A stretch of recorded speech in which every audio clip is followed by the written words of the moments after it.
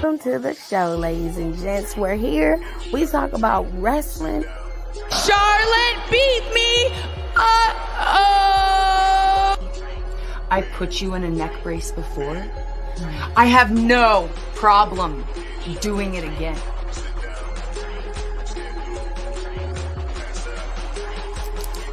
You haven't seen it, honey? Oh, bitch! No, the fuck y'all did.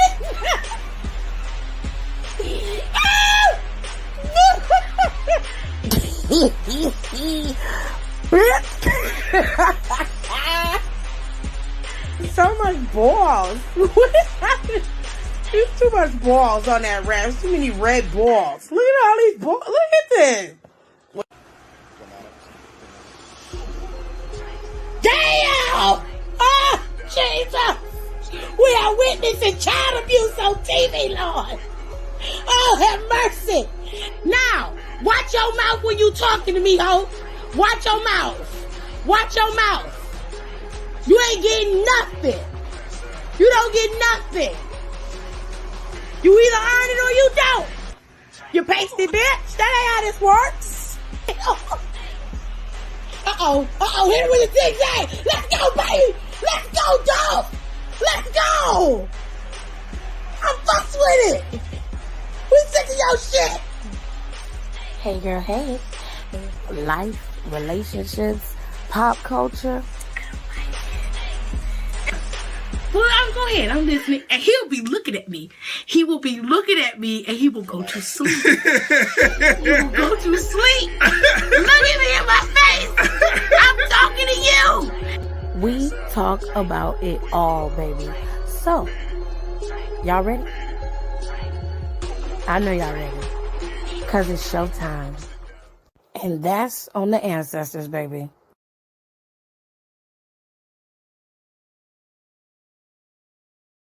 Child, it's been a day, okay? WWE always want to do some random ass ish while we all trying to get our shit together and relax and have a decent day. Here come WWE on some bullshit. We just trying to chill for the day. We weren't trying to have no mess go down. Jesus, Mary, and Joseph. All right, let's just get the shit out in the open right now. Let's just get it, tear it off like a Band-Aid. We're going to tear it off, okay? Now, listen. Vincent Kennedy McMahon has officially retired. Now, I know a lot of people saw this tweet and was like, this cannot be real. It is real. Stephanie McMahon came out tonight and told everybody that her father was officially retiring and that she loved him and everybody wants to thank him. Now, let's keep it real and keep it G. Despite all of the horrible things that Vince McMahon has been accused of and has done over his entire career, there is one thing about it that we have to acknowledge, and that is that without the WWE, a lot of us would not have any love for wrestling at all. So that's one piece of a thank you that I could give to Vince would be to thank you for giving us some type of escapism, some type of outlet to be able to enjoy and watch and critique and make content off of. That I appreciate. The other shit I'm not going to acknowledge or even care about, but I can give you props where props is due. This is a legacy that has come to an end, but it's been a long time coming. Vince should have been retired to me 10 years ago, if not more than that. And while I respect his hustle and what he was able to bring to the table, you cannot deny that there is a lot of trails of bodies and baggage behind him that he leaves to clean up. Now, with all that being said, in the wake of everybody pretty much, of them leaving, we also ousted John Laurinaitis, which I posted a video on my page earlier for y'all to go and see if you want to. It give you a quick little recap of what happened as far as in the news of the IWC and in the world, okay? Because this was worldwide news. It was everywhere. It was on the Shade Room, which the Shade Room don't never post shit about wrestling. Not even when the black girls do it big do they post shit on about wrestling, and they posted this, so you know that this is some motherfucking mainstream shit, okay? We also had it on CNN. It was all across the news. Vince McMahon retired. from WWE. He had no choice. Not only did he leave, but John Laurinaitis is also gone because Triple H is now your EVP of talent relations, effective immediately, which means Bruce Pritchard is out as the interim of talent relations and Triple H is in.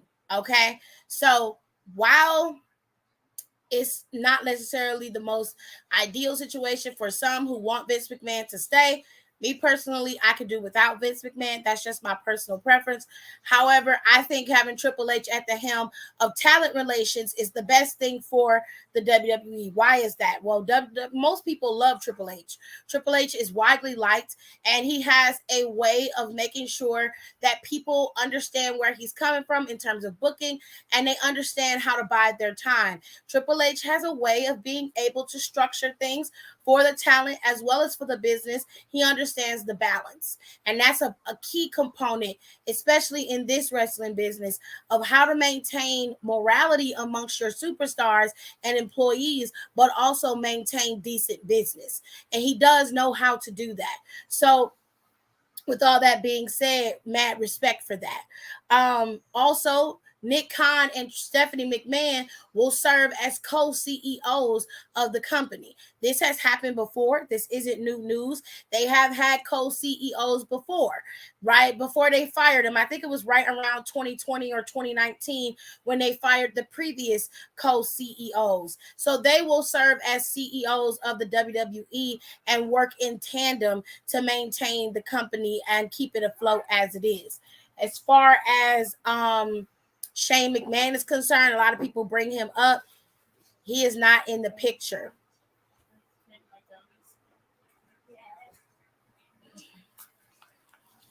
All right.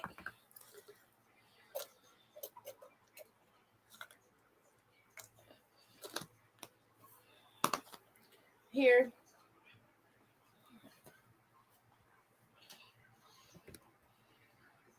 Just wanted to get that out the way. Now, we're going to go into some other stuff in just a second. All right.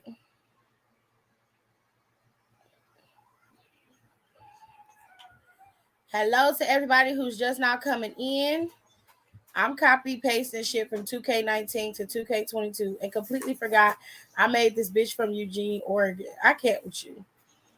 Well, the Shade Room don't really be uplifting people. That's not the point. Like, they post motherfucking Kevin Gates eating booty. You could post Naomi and Bianca's the champ. You should post both of them. I mean, it's black news. I don't care how you look at it.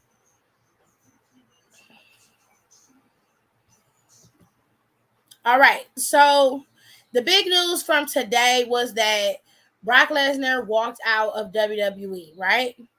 Hey, Alexis, they say that Brock Lesnar walked out. Now, that was a rumor. I wanted to make that very clear that it was alleged. Here, Octavius, give him his stuff, but here's your gummies. It was alleged that he walked out of Smackdown today after he heard about Vince's retirement. However, when the end of the show came up, Brock came out there, took out Theory, and then he left. Okay? That was it.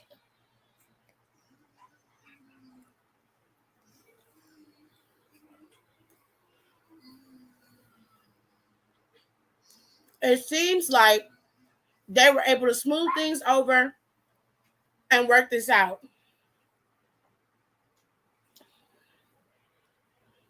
But because it's a mess, honey. It's messy. Now, the rumor was that Goldberg was going to be the replacement for Brock Lesnar if he didn't, continue on with the feud and show up tonight and all that jazz. But he showed up. He was there. So I don't know, y'all. I guess they hoping that he'll stay and that he'll be a part of SummerSlam. It seems like he's still going to show up to SummerSlam. He wasn't his happy-go-lucky self as he's been for the last couple of months. But he fulfilled his contractual obligations, I guess you could say. And that was it. Now, tonight on Smackdown, we were supposed to get the debut of Maxine Dupree, who happens to be that girl Sophia from NXT 2.0. She's supposed to be Max's sister. At least that's how she's supposed to play it. They're going to do their spring collection next week, which was one of the reasons why I was watching SmackDown in the first damn place. But then this shit comes out and all hell breaks loose. It's fucking nuts. But anyways, it seems like they were able to recover this match for SummerSlam, and Brock and Roman are still going to go at it. I don't know exactly how this is going to play out, but I'm glad they was able to recover it and not bring in Goldberg for that match. I'm very glad about that, because while I understand why they would pick him, to me, it's not a fair trade, especially for people who paid money for tickets. And Brock Lesnar shouldn't be so selfish to the point where he would disappoint people who paid their money just for the sake of him being able to say, okay, I'm not going because Vince isn't going to be here. That was the rumor. So we're going to go by what was said. There hasn't been anything to clear the shit up. But Brock Lesnar showed up tonight, and that's pretty much the only proof we have that he's actually going to show up at SummerSlam. I guess we'll just have to wait and see, babes. I don't know. You know, I have no idea. We'll just have to wait and see.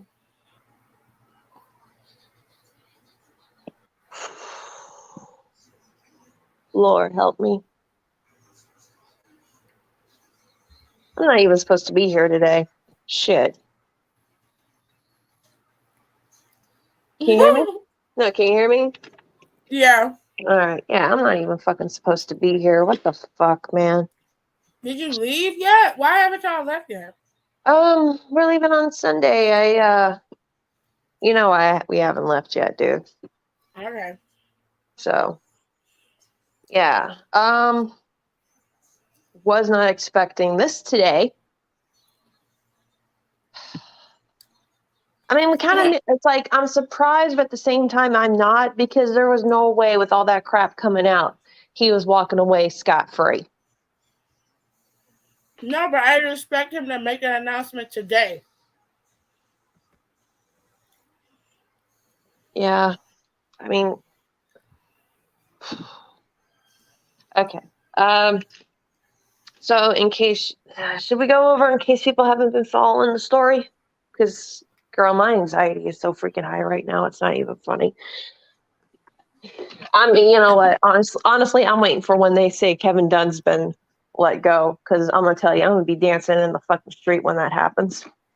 That is a rumor that they said that is following suit as well. They saying Pritchard might be getting cut as well as Kevin Dunn. Are they? I mean, at this point, they're just trying to clean out Vince's voice. That's fine. I warned y'all that something like this was gonna happen. I told y'all. But did they listen to it to go down like this? But I mean, how much? Even if this is like the main dude of your company, how much shit ass behavior can you let slide by? And honestly, I think because this has to do with WWE being a publicly traded company, that's why they're like, no, you gotta go, old man. You gotta go. Like, we'll send your ass up in the river in a box. Like, you gotta go. There's no way for him to recover from this. There isn't. So they had to get rid of him. There was no way he was going to recover. And I think they just waited for the right opportunity to get rid of him. I don't blame them, honestly. Like, I mean, what else can they do? This isn't something you can hide. I mean, this isn't. Jesus Christ, man. But I mean, it just Yeah, I know, guys. I know you miss me. I'm dealing with We some miss stuff you, right now. Lauren. I needed to step away from to take care of some family stuff. I don't know. I don't know who's going to take Bruce's place. Honestly, anybody would be better right now. They got Jason Jordan back there. He seems to be doing great. They got, I don't know if Finley's still back there. They have people back there. They just, If all else fails, I will step up and take his place. man, we were already booking shit better than Pritchard half the time anyway. Um, I know I would have gotten Liv better side plays. I feel like Jason Jordan is a good choice for Bruce Pritchard because Bruce Pritchard basically is a showrunner. He's the last in the line that decides what goes on TV and what doesn't. So putting Jason Jordan in there, putting Natalia's husband in there in those positions I mean, will work. TJ's back there. I mean, they have options. They got people back there that could work. And I mean, it's no different from what they're doing right now. So as far as I'm concerned, put them up, let them see what they can do. What are you talking about? I mean, at this point, anybody can take Pritchard's job. They're struggling so bad that they had to. Hang on just a second. I'm dealing with your stop. Why are you doing this? You go. Into that go. No, I'm tired of you. Oh yeah, Finley is gone. My bad. I totally forgot he was gone. Don't be surprised within the next couple of weeks. We're going to see where, Dunn might get released. Here's another one. Michael Hayes. He's probably going to be gone. Like, as much as that rumor is fake that they don't like Stephanie, I don't see them working under anybody else but Vince. They might leave on their own accord. I mean, that because would they don't want to work under staff and they loyal to him. They might leave. Which, if that's the case, good riddance. I don't need to pay you no way. Mm-hmm. Right. Most of them were only holding on to their jobs out of loyalty anyway, not for actual capability. I don't even think they know exactly what's going on in wrestling with the last 20 years, to be honest with you. No, they don't. That's why we're always 2 years behind. That's how they just now got the freaking Paul brothers involved. Like, oh, bitch. If they would have capitalized on the Paul brothers in, 2016, at, the height of their popularity. I don't think they know who the Paul brothers are. They didn't. So I think that's more of like a Nick Khan type of thing rather than them. I don't think they would even book them like that. Well, I mean, they're now catching on to it. Jesus Christ. But no, I mean, this is absolute insanity. I mean, it's like, not surprised, but I didn't think it would go down so quick because they were like, oh, we're doing an investigation. We're doing an investigation. And it's like, you know how they say that, and that crap will be going on for years. And by the time they figure it out, they're like, it's like, we forgot this was even going on. Oh, someone deleted their tweet.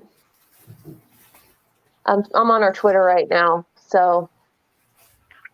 But shout out to Big Titty Taryn because she posted, she tweeted 7 hours ago. She was like, if I'm ever going to go to a WWE live event with my own money, they would have to be under new management. And then the news broke. I think under Stephanie, Stephanie grew up in this company. She knows what her dad was capable of. And I think if she really wants to change the WWE around, which I think is what she's going to do, they're going to try to make it no controversies. Can we get through 6 months without a controversy? They're going to try. Tony Khan decided he had a lot to say. When does that little man not know to shut the fuck up? Apparently never. So if you haven't seen my Instagram, you should follow it because it's pretty accurate. But him said, thanks to you wrestling fans and your great support of AEW, I'm grateful to now be the longest tenured CEO in pro wrestling. Thank you very much to every single person who watches AEW on TV. See you on Friday night, AEW Rampage. So we're just going to act like MLW doesn't exist or NWA Power doesn't exist or Impact, and they've been in business longer than you, even though they've gone through a couple of CEOs. Those CEOs that are there have been there in their companies longer than you've been in existence, bro. And let's just remember, Steph is her father's daughter. She knows exactly what she's doing. She knows exactly what she's doing. And if anything, this is going to make people want to come back to watching WWE because Vince is gone. And if they can actually like get their shit going. I'm trying to find out who the CEO of Impact Wrestling is right now. Who's the current owner? I don't know. It says this guy, Jason Brown. I'm going to double check just to make sure. But Steph's her father's daughter. She knows exactly what she's doing. And she's got Hunter. Hunter knows what the hell he's doing. So, and I mean, according to what I'm looking at, Jason Brown, if you want to get technical, has been CEO of Impact Wrestling since 2016. Is that not before Tony Khan and them started? Yeah, it is. Thank you. Tony Khan started. So why would you say that? Because he doesn't think. Tony Khan, he's not a thinker. Remember, he's not a thinker. And I would like to remind everyone again that man is turning 40 in October. Look, y'all think that the TV 14 rating is somehow going to change how everything is booked and how we get, just because they can drop a couple F-bombs and maybe drop a couple bitches and hoes every now and then, ain't going to change how they book people, how storylines are structured. That's not going to change nothing. That just means Roman Reigns get to cuss more. Mm-hmm. Everyone's going to call everybody a bitch now. Which is what happened tonight because I watched Fox and fucking Pat called Corbin a bitch and Drew called Sheamus one. I was like, it's a lot of bitches on y'all show. It's a lot. I'm so glad I wasn't the only one noticing that. Because I'm like, what is going on here? It was a lot. And if we want to get technical, Tony, Dixie Carter owned Total Nonstop Action, which is now Impact Wrestling, from 2002 to 2017. She's not there anymore, but I will say she was CEO longer than you've been so far. So you only been CEO of your company for a couple years. So he just needs to sit the fuck down, shut the fuck up, and get back to his seat at the kids' table where he fucking belongs. I know he was trying to make a joke, but it was whack, and that just explains how much of a dork you are. You are a dork. You know what? If he's so worried, because, and I know he's probably going to listen because people love to tell him shit. Tony, why don't you get more concerned about how you're yet another hardcore match that was your main event on AEW Dynamite, which had the Jericho Appreciation Society and a freaking shark cage because you have to tie it in with Shark Week somehow.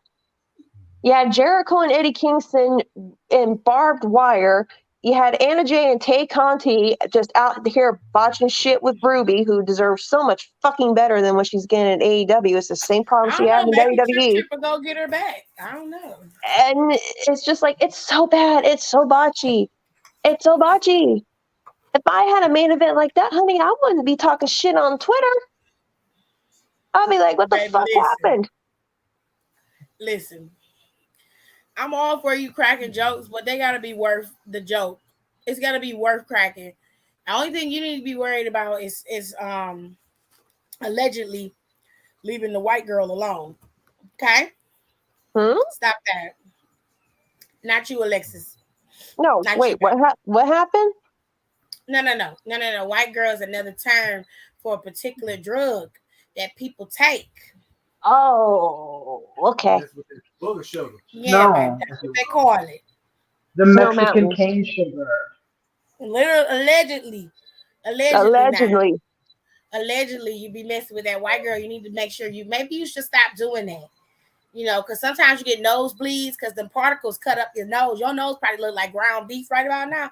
You might want to stop just to protect your innards. You know what I'm saying? And your mental. Because and then what kills me is a lot of y'all, and I ain't talking about nobody who listening who care about Tony Khan per se. I'm talking about y'all Twitter warriors and y'all Instagram warriors who like to come in my comments and in my DMs and try to come at my neck because you don't like something that I post or because you want me on your side that motherfucking bad that you can't understand that what you're saying is some bullshit. Case in point, there's nothing about ending the brand split that is appealing to me. Okay? Mm-hmm. Let me make that very clear. There's nothing about the brand split that is appealing. It don't matter if Vince McMahon is out or not. Ending the brand split is a terrible idea. Yes. Well, why would you say that? Number one, look at what's happening now, and there isn't a brand split. It technically is not a brand split because anybody can go on either show, right? They got people crossing over to the shows all day long. Wow, yep. Roman is a champion over both shows. He technically is champion of the entire company. So they don't have no choice but to allow people to walk between both shows. So there ain't no brand split right now. But if you end it officially, that means all the titles get absorbed. And that already cuts off a very, very limited women's division down to one opportunity. And then you say shit like, well, let's bring all the girls from NXT. Let's bring everybody in NXT 2.0 and change it back to black and gold. All right, bet. Let's talk about it. You want to change NXT back to black and gold, a show that 90% of y'all who weren't watching it then ain't watching it now. We're not watching. You weren't watching it, sir. The show was at 600,000 views, and it was dropping lower and lower every week. That was underneath Triple H's rule. Okay. Now, from my understanding, it hovers between 600 and 800,000 views per week. That fluctuates depending on what they're doing. Now, whether you like it or not, that's 200,000 plus people up from where it was a year ago. All right. Now, put this into perspective. You want to gut NXT completely. Switch it back to black and gold. Okay, and then do what? Because you got to start from scratch with NXT. So you want to try to maintain all of the people who have been watching NXT 2.0 for the last year and plus days. You want to try to maintain them with stripping NXT back to what it was and putting all new people in the company, in that part of the company. They don't want new people in. They want to bring people back who have been there. You want to take everybody out of NXT that's currently there, put them in the main roster with no brand split. Yep. That's what we call a clusterfuck. There are 21, maybe 22 women in NXT 2.0 right now. And out of all of the girls we saw in that damn battle royal this past Tuesday, every single one of them has been on TV within the last 6 months at some point. And then you know what's going to happen. It may have been in the squash match. It may have been in the tournament style, but we've seen them in some capacity on NXT 2.0. And you want to take all of those girls and put them on the roster as it is, and they don't have at least the tag team titles to fight for and another belt to fight for. That's what you're telling me. And you know what's going to happen? And I'm not trying to jinx this or whatever because I want Bianca and Liv to have very long title runs. But you know, the minute Charlotte comes back, they're going to slap that title on her. And then y'all are going to get angry because Charlotte doesn't have the title. And then when Charlotte does lose the title, you're not even going to give the person a day who has the damn thing, and then you're coming after her. And it's just, like it's going to be the same old mess over and over That's not again. even my And, concern. My and concern my concern is not that at all. I get that. That's a big problem, but that can happen now with wrestling the way that it is. My problem with proposing that is you now take 30 plus girls across Raw and SmackDown and have them all fighting for one fucking title. how's that going to 30 work? plus women. Think about it. You want 30 plus women fighting for one championship, whereas the men will have 4. They will have 4 titles to vie for. That is so wrong and ass backwards. It doesn't make any sense. You're killing me.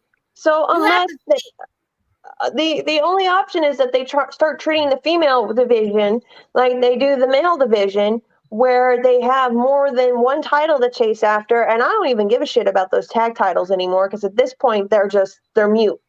Like there's no reason to have them. Yes, NXT Black and Gold did hoard talent at one point. The joke was Hunter turned it into his own pro wrestling guerrilla, which pretty much meant any major indie talent, he would sign them to NXT, whether they got used or not.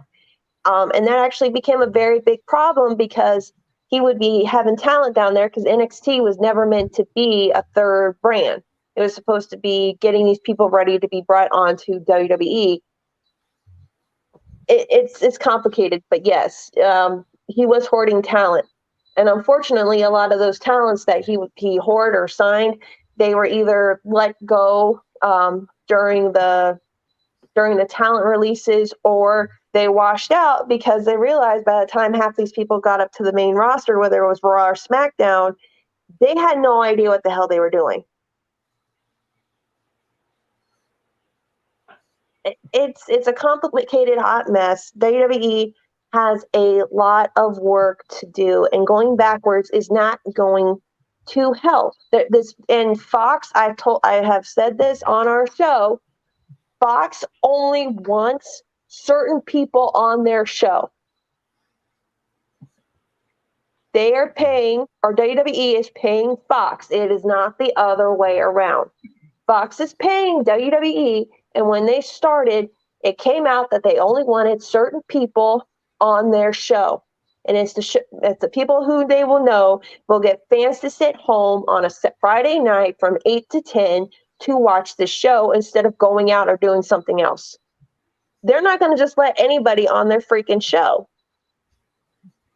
They're not going to let Dana Brooke on SmackDown on Fox, because no offense to Dana, but what is she going to do on Fox? I mean, she did at first, but they quickly traded her. But you get what I'm saying, though. Yeah. As soon as they can, they're going to get Bianca back on their show. This person on Twitter said to bring back independent wrestlers to NXT and get rid of the 2.0 roster and push them. The people on the NXT roster aren't ready. Some are, some aren't. That would be leading lambs to slaughter at this point. Yeah, no, a lot of the new people. This is why, I said, when and 2.0 was first starting out, they're just now getting out of their grace period, because from the moment the rebrand happened up until Stand and Deliver, I want to say, they were in this really, really odd transitional phase, and it was the process of having to get all the old regime out. So the indie talent, like the Dakotas, the EOs, the Raquels, getting them all out of there and transitioning in their new talent of, the more homegrown, more athletic based people. So that's why now, if you've noticed that 2.0 has really stepped up, because the people are a lot more established and they're more used to performing. So they're putting on better matches, and you're seeing a lot less ring rust than you saw at the very beginning, and it's not as awkward anymore, and it's not as jarring. And y'all can kiss my ass, because the new bright colors are here to stay. I The like bright colors are NXT here to 2.0 the stay. way it is. I don't understand why people are so mad about it. I'm like, what difference do it make? If you don't like it, don't watch it. Exactly. I like the show as it is. I think as it is, it's what you asked for. You want them to build new talent, but you don't like the talent that they're building. So now you're nitpicking because it's not the way you want it to be.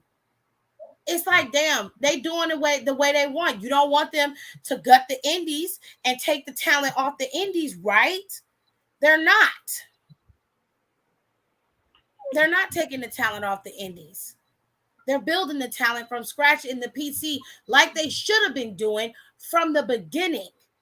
That way, you don't have as much pushback from somebody like Athena or somebody like Johnny Gargano, even though Gargano was willing to play ball in some places. That way, when they get ready to go to the main roster, it's not that much of a fucking shock because they've been ingrained in the company since its inception. They're not trying to force you to watch their version of WWE wrestling. No, they're making you watch WWE wrestling. That's not hard to understand. That's I why don't it took. understand why people just can't get it. You're not processing it correctly. You want people like Keith Lee on the show. I do too. I love Keith Lee. I think he's great. But if he can't provide what they need in terms of character representation in that company, when they say, look, you got to be a heel, you got to go in there and you got to go in there hard, you got to be in there, you got to be in it to win it. He says, oh, well, I need a reason. Make up a fucking reason. Do something. You can't just go out there and not have it.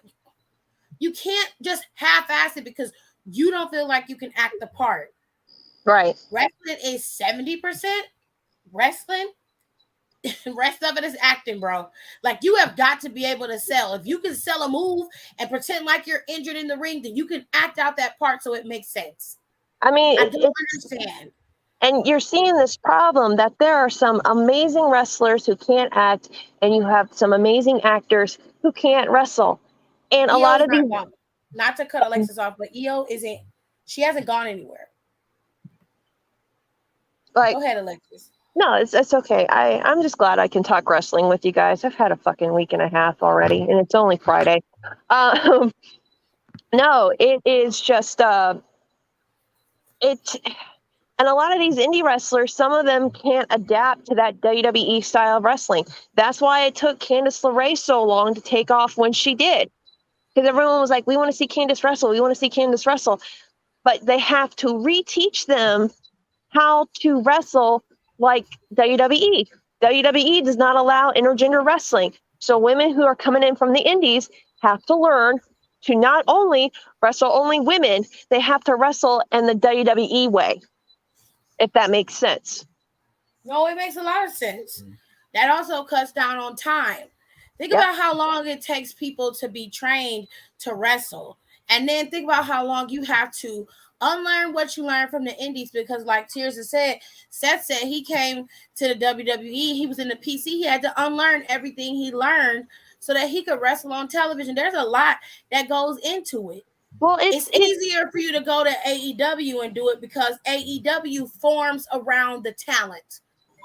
And so the talent is what's being shown. Everybody else is on the back burner. You will get your time to shine. You can be in the ring and have big ass blunders and fuck up like you do in the indies. You can have botches, and that's on national television. Mm-hmm. That is always on national television. You can't do that in the E. That's not how it works. And it's not so just. You want, sorry, go ahead, Tess.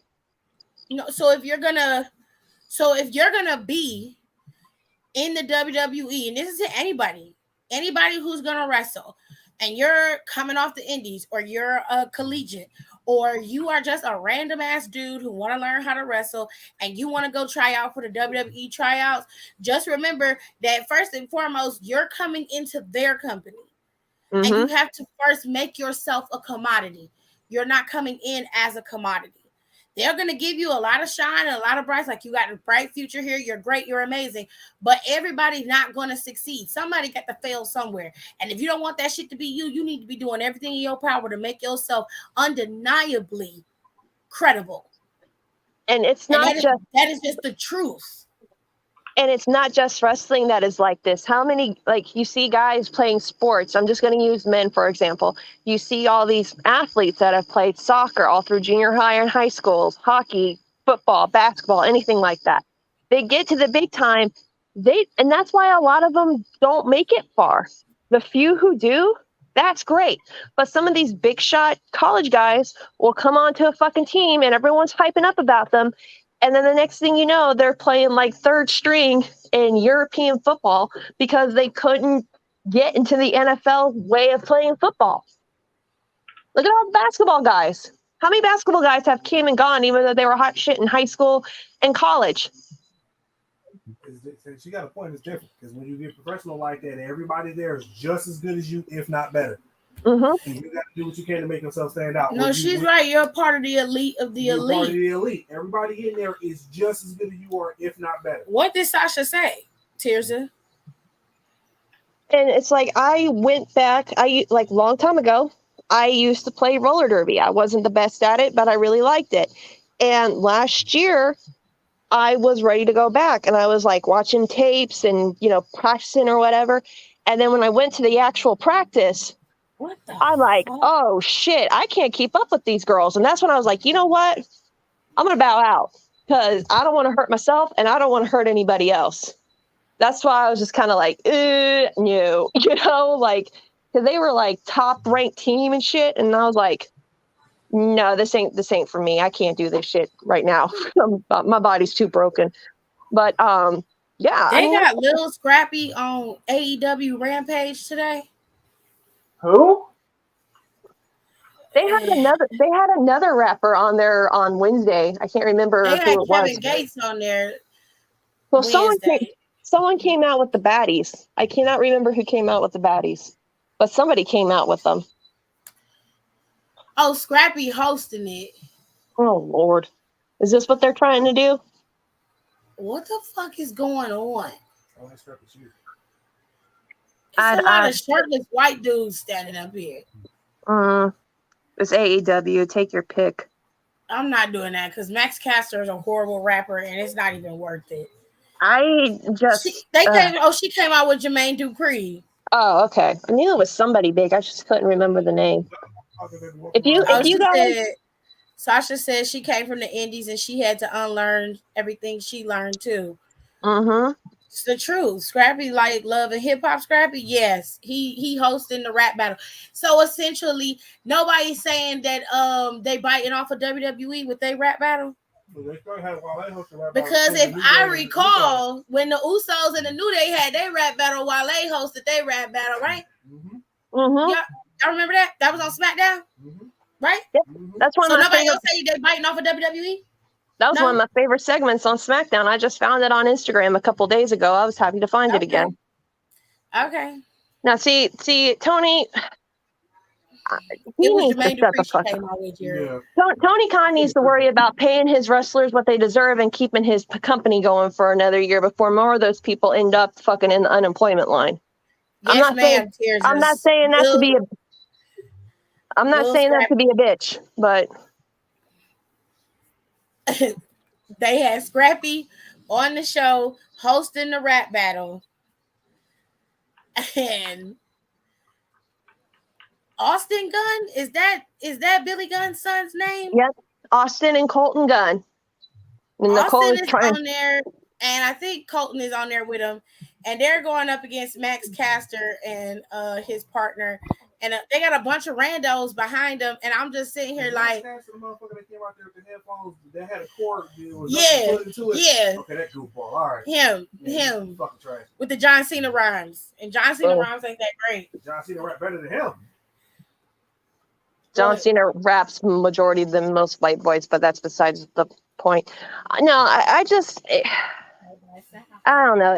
It's been so wild, man. This has been a wild fucking day. Oh, hi. Miss put it on him, make him want to marry. Oh no, not her. I hate that fucking song. Comments. I don't know, man. And it's like Twitter has been having a fucking field day with this shit. And oh my God. Oh, they coming at me on Twitter because I said on Twitter that Brock Lesnar need to get the same smoke as Sasha and Naomi, and they was like, "Oh, this tweet didn't age well," and I was just like, I stand by what the fuck I said. If he walked out in any capacity, same fucking smoke. I don't care what nobody say. Look, Brock is there to get his paycheck, and I'm betting this right now. He's only there to fulfill his contract, and once his contract's up, he's gone. But on the bright side, at least it's not going to be goddamn Goldberg versus Roman at SummerSlam.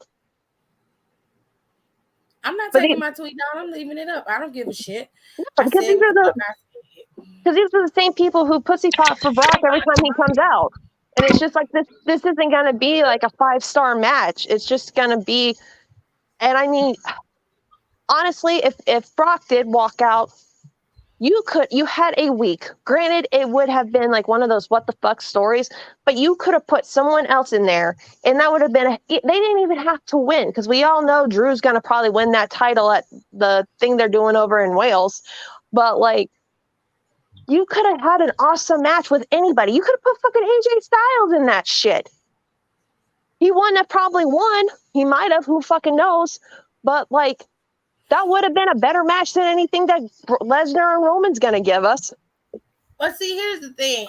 They're gonna give you, it's a last man standing match, so they're gonna fight. It's not even gonna be a match. It's just gonna be a fight between the two of them, which I'm fine with that.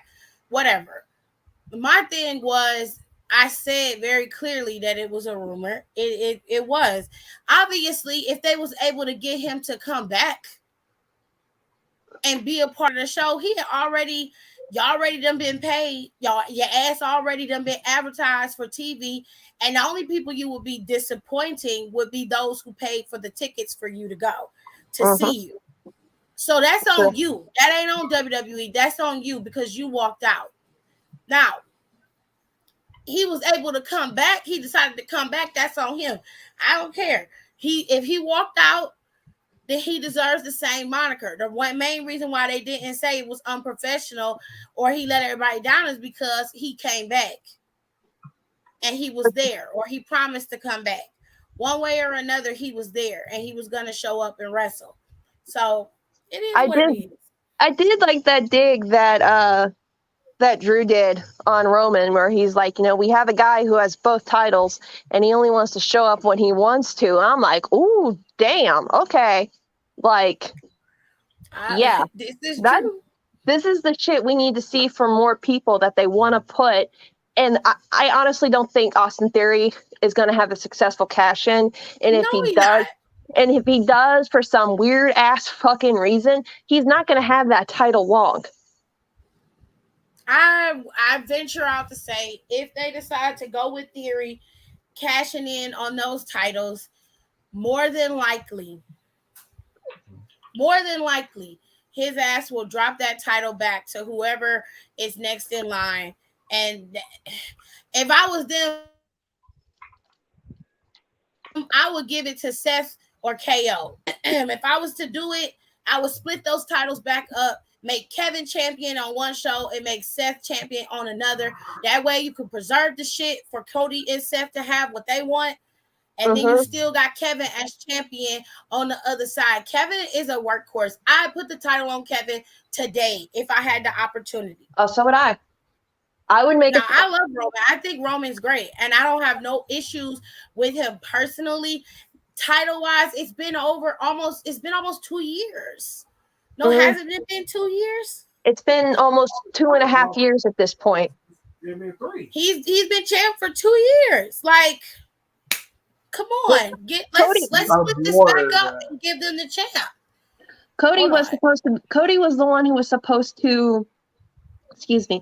Cody was the one who was supposed to dethrone Roman, or at least take one of those titles. But then he got hurt, and he's going to be out till sometime next year. I bet he's going to come back at Rumble. He's going to win Rumble. He's going to win Rumble. And that they're going to have him and Roman go at it at WrestleMania, which would be a great time to build this up. They need to make a storyline. Like, that would be an awesome storyline going in for the rest of the year is that people who they want to put in the main title contingency, they come out there, they take their shots at Roman, and well, not shots, but like they say something about it, and we're like, okay, so this guy is serious. This is, they want to get behind him. Give one of the titles to Seth, give the other one to Drew, and when Roman's ready to come back, he can come back. Because I'm sick of this shit. I really fucking am. And I know it sounds like, oh, here's Alexis being a mark again, but it's just like, what has Roman done in 2 years with that title? Well, Roman's defended it. I mean, it's not like he haven't been there. It's not like he haven't been wrestling on SmackDown. He shows up. I'm not gonna say that he doesn't do his job. Like, the character he has is arrogant and he's pompous, and he's gonna act as if he doesn't have to do anything he doesn't want to do. That's part of the game. Real talk, he's there. He does all of their house shows, every single one of them, unless he's physically sick or he's just too tired and WWE gives him that break because of his disease. But he does all those house shows. After every single show, he thanks the fans for being here. We see it all the time on social media. When it comes to those live shows where he's on SmackDown, Roman shows up at least 3 times a month. Now, is he there every week? No, he's not there every week. If he doesn't wrestle, then he's at least there. For the first year and like 3 months of his title reign, Roman was there every single week. He was there. He was wrestling. He either he either wrestled or he was there doing his promos and, pretty much going back and forth, keeping the feuds going. Brock wasn't like that. Brock showed up on Monday Night Raw, have Heyman cut a promo, and then he would go home. He might hit somebody with an F5, and then that was it. He rarely did the house shows. Rarely did the house shows or any of that shit. And then on top of that, he wouldn't wrestle. On the live shows, he would not wrestle at all. The only time we saw him wrestle was at premium events. He might as well had a Logan Paul style contract with millions of dollars promised to him. If you ask me, if you comparing the title reigns, Roman has done more than Brock Lesnar has. Roman has been booked better because he's willing to put in the work. And on top of that, the man is sick. Now, I ain't saying that he need to be champion any longer than he has been. I think it's time for him to drop the title too. But I ain't going to say that he haven't done anything, because he has. He has blown through that entire roster. We're going on surface level, nothing below kayfabe. We just looking at it for what it is. The man has wrestled every single person on that roster, just about, outside of maybe Bobby Lashley, because I don't remember him wrestling Bobby Lashley, but I could be wrong. I don't think he did. I mean, it was teased. He wrestled him, but if he did, Bobby's not on. Is Bobby on SmackDown? No, Bobby's on Raw. But he's on Raw, but he was champion at one point. And I don't remember him wrestling Bobby. I remember him wrestling Big E and Drew, because they were champions at the time on Raw when Roman was still champion. But when that title was in Bobby's care, I don't believe he wrestled him. So outside of Bobby Lashley, Kofi, and like a few other stragglers that don't really matter, those are like former champions. So Bobby Lashley, Kofi, he hasn't wrestled them. Those are the only people he hasn't wrestled. He even wrestled Xavier. So I'm like, I'm not saying that Roman is the guy that needs to keep the title for the rest of his life. No, I'm not saying that at all, because that will stifle the product.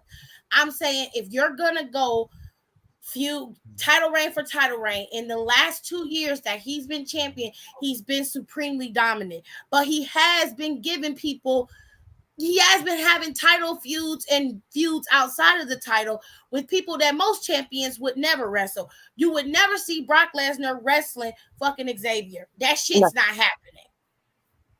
No, that shit's not happening. Jinder Mahal was champion during the time Brock Lesnar was champion, and refused to wrestle the man because he said he wasn't a big enough name for him to wrestle at Survivor Series. It's fucking Survivor Series.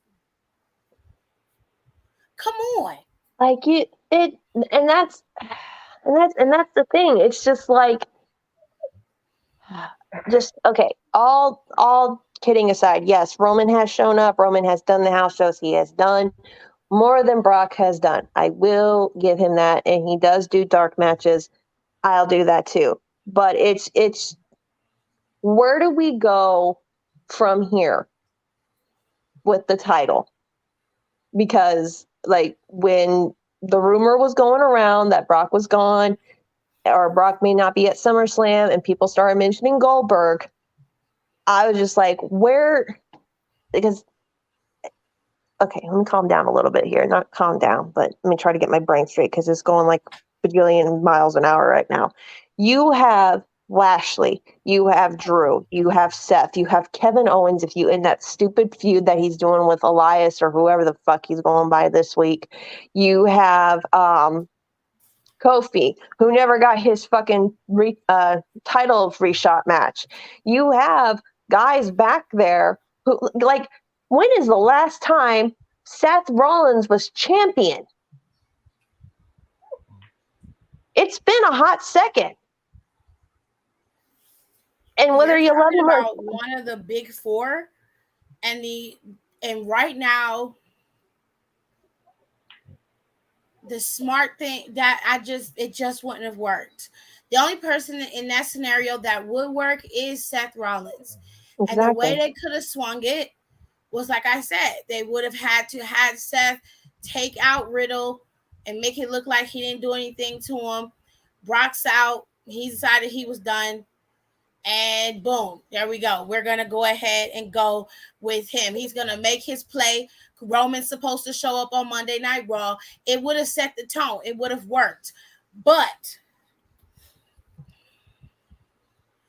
them possibly bringing in Goldberg makes sense monetary-wise only because Goldberg is just as big as Brock Lesnar. Casual fans watch Goldberg, whether we like it or not, or we want to hear that or not, they do. They're the ones who buy the tickets. They're the ones who are showing up to the show. They're the ones who are going on a nightly basis and buying the Peacock shit. They're the ones. Like, we'll watch it. We don't give a shit. If it's not something that we want to see, we're going to turn it off. We don't care. But that's why he was chosen, because he was the next biggest name they could find that people wouldn't be like, okay, I want a refund of my ticket because this shit is not what I paid for. If somebody pays to see Brock Lesnar, most definitely they're going to want to see Brock Lesnar. But if you're talking about switching him out for KO and they don't even have time to build anything, we're talking about a week out. They got 8 days. Yep. 8 days. They didn't even have enough time to build out for Bianca. And they botched that horribly. When they knew Sasha was down, they should have started telling people then. But they was able to skate by because Becky was coming back. That wasn't the case. But what's she doing? She's having a 3-way with her, Becky, and Carmella now? No, she's just facing Becky. Oh, I thought they were having a 3-way. No, it's just Carmella got beat Monday. Okay. It's just like with Natalya. Natalya got beat last Friday. She's not getting no shot at no championship no time soon. Carmella lost 2. Is it 2 or 3 championship matches? Is it just 2 or 3? 3. 3. She lost that Money in the Bank. She lost the Monday prior, and then she lost this past Monday. She done had 3 championship shots, so she shouldn't be going nowhere near a championship anytime soon.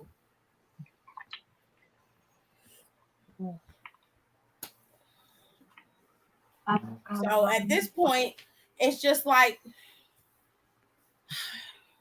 why is it one of their big 4 always starts coming or is about to go on? There is some bullshit that goes on with it.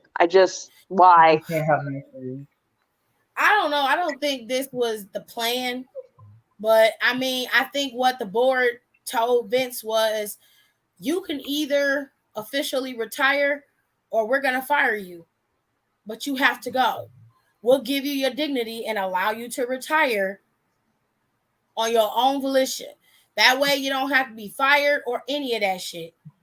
That's the only thing I could think of, because there's no, if all of this was about women he was sleeping with, like that he didn't coerce, no matter how it's perceived, they can combat that with the truth. Mm-hmm. You see what I'm saying? So it's Don't not be like, about, it ain't about trying to save face. It's just now the company got to go on. You done built it. It's being built. Your daughter's still here. Your son-in-law's here. So it's not going to be in good hands, and you're still going to make money off of it because you still got shares in the company. You good. You done put in over 50 plus years here. How much more you need?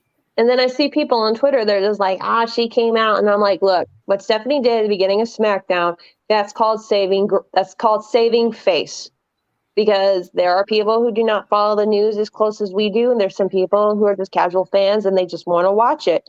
They have to come out and save face. But we all know what really freaking happened. I mean, this shit has made national and I believe international news. He's an international billionaire who conducts business all over the world.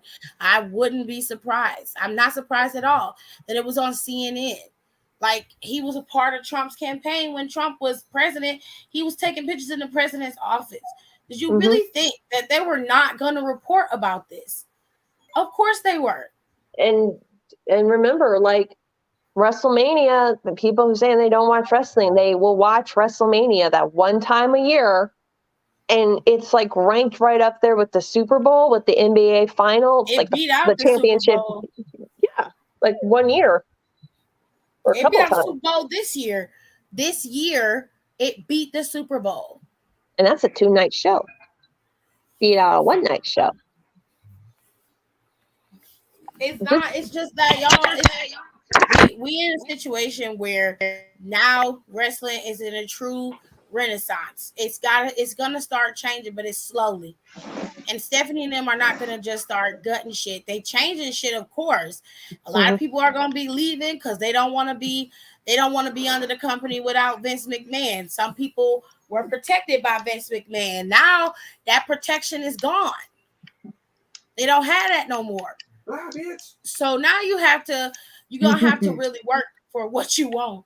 You're gonna really have to earn your keep, as they say, or you're gonna be out of there, especially with Nick Khan at the helm. Now, the way I see it, the best way to make this work is to put Stephanie on the side that handles the wrestling part. So anything that has to do with firings, anything that has to do with the product and how it can be fixed and changed, let her be on that side. She can still do the stuff with finances and everything else and handle a lot of the other duties of a CEO, but allow Stephanie to be the one to have her hands in the pot when it comes to the talent. Nick Khan does not understand wrestling as well as he should. Therefore, for me, in my opinion, professionally, he should simply be on the business side only. That's how I would structure it. Only because somebody who does not understand the business can't really produce a product that people would watch, because you're not in it. You don't understand it. And then you're looking at some of the wrestlers, like, you got to be able to do it. You know what I'm saying?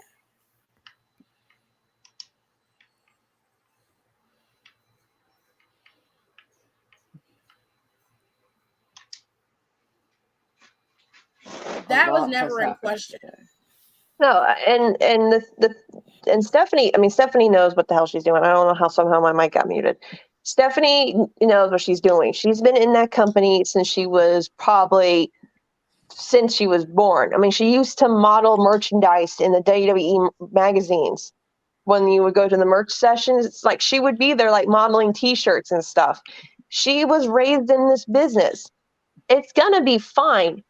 And plus, Stephanie's younger. She's more in tune to like what I don't want to say what the kids are into, but she understands trends. She understands, by the way, Steph, if you need a data analysis, hey girl, hey.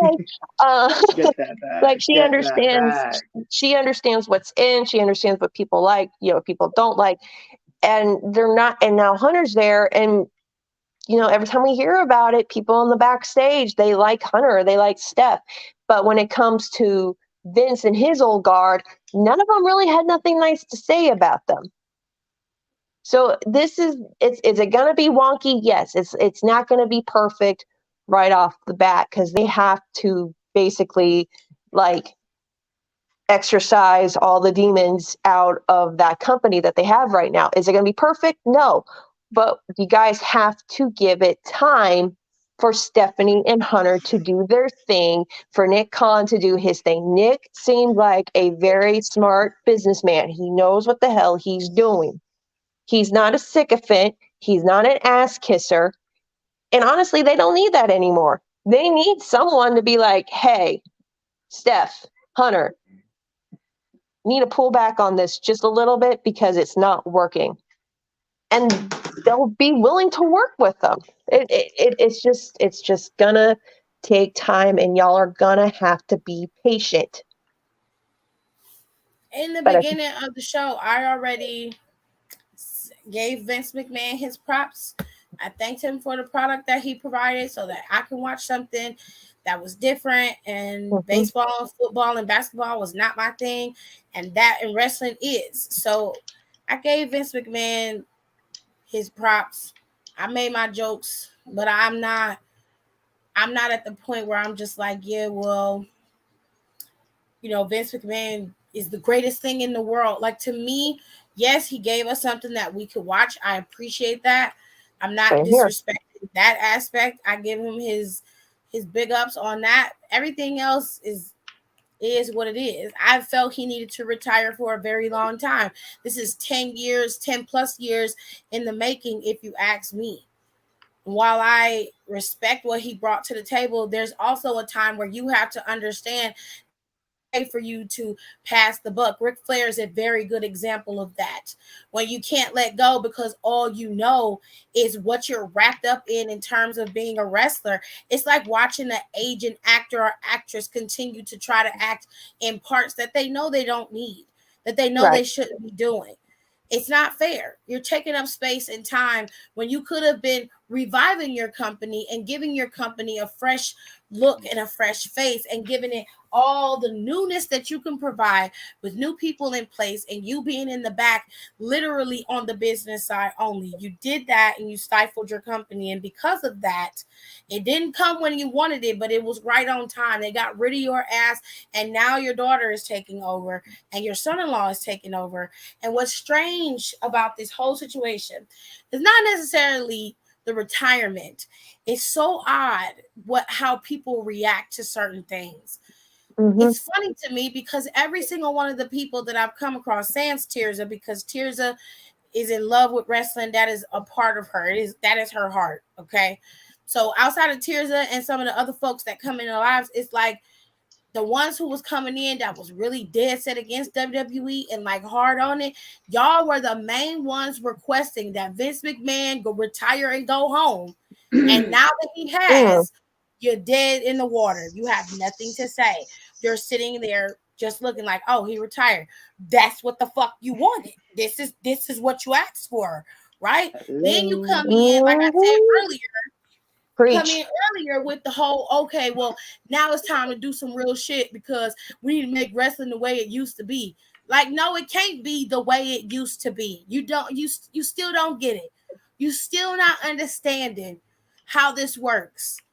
Wrestling is meant to evolve, not go backwards.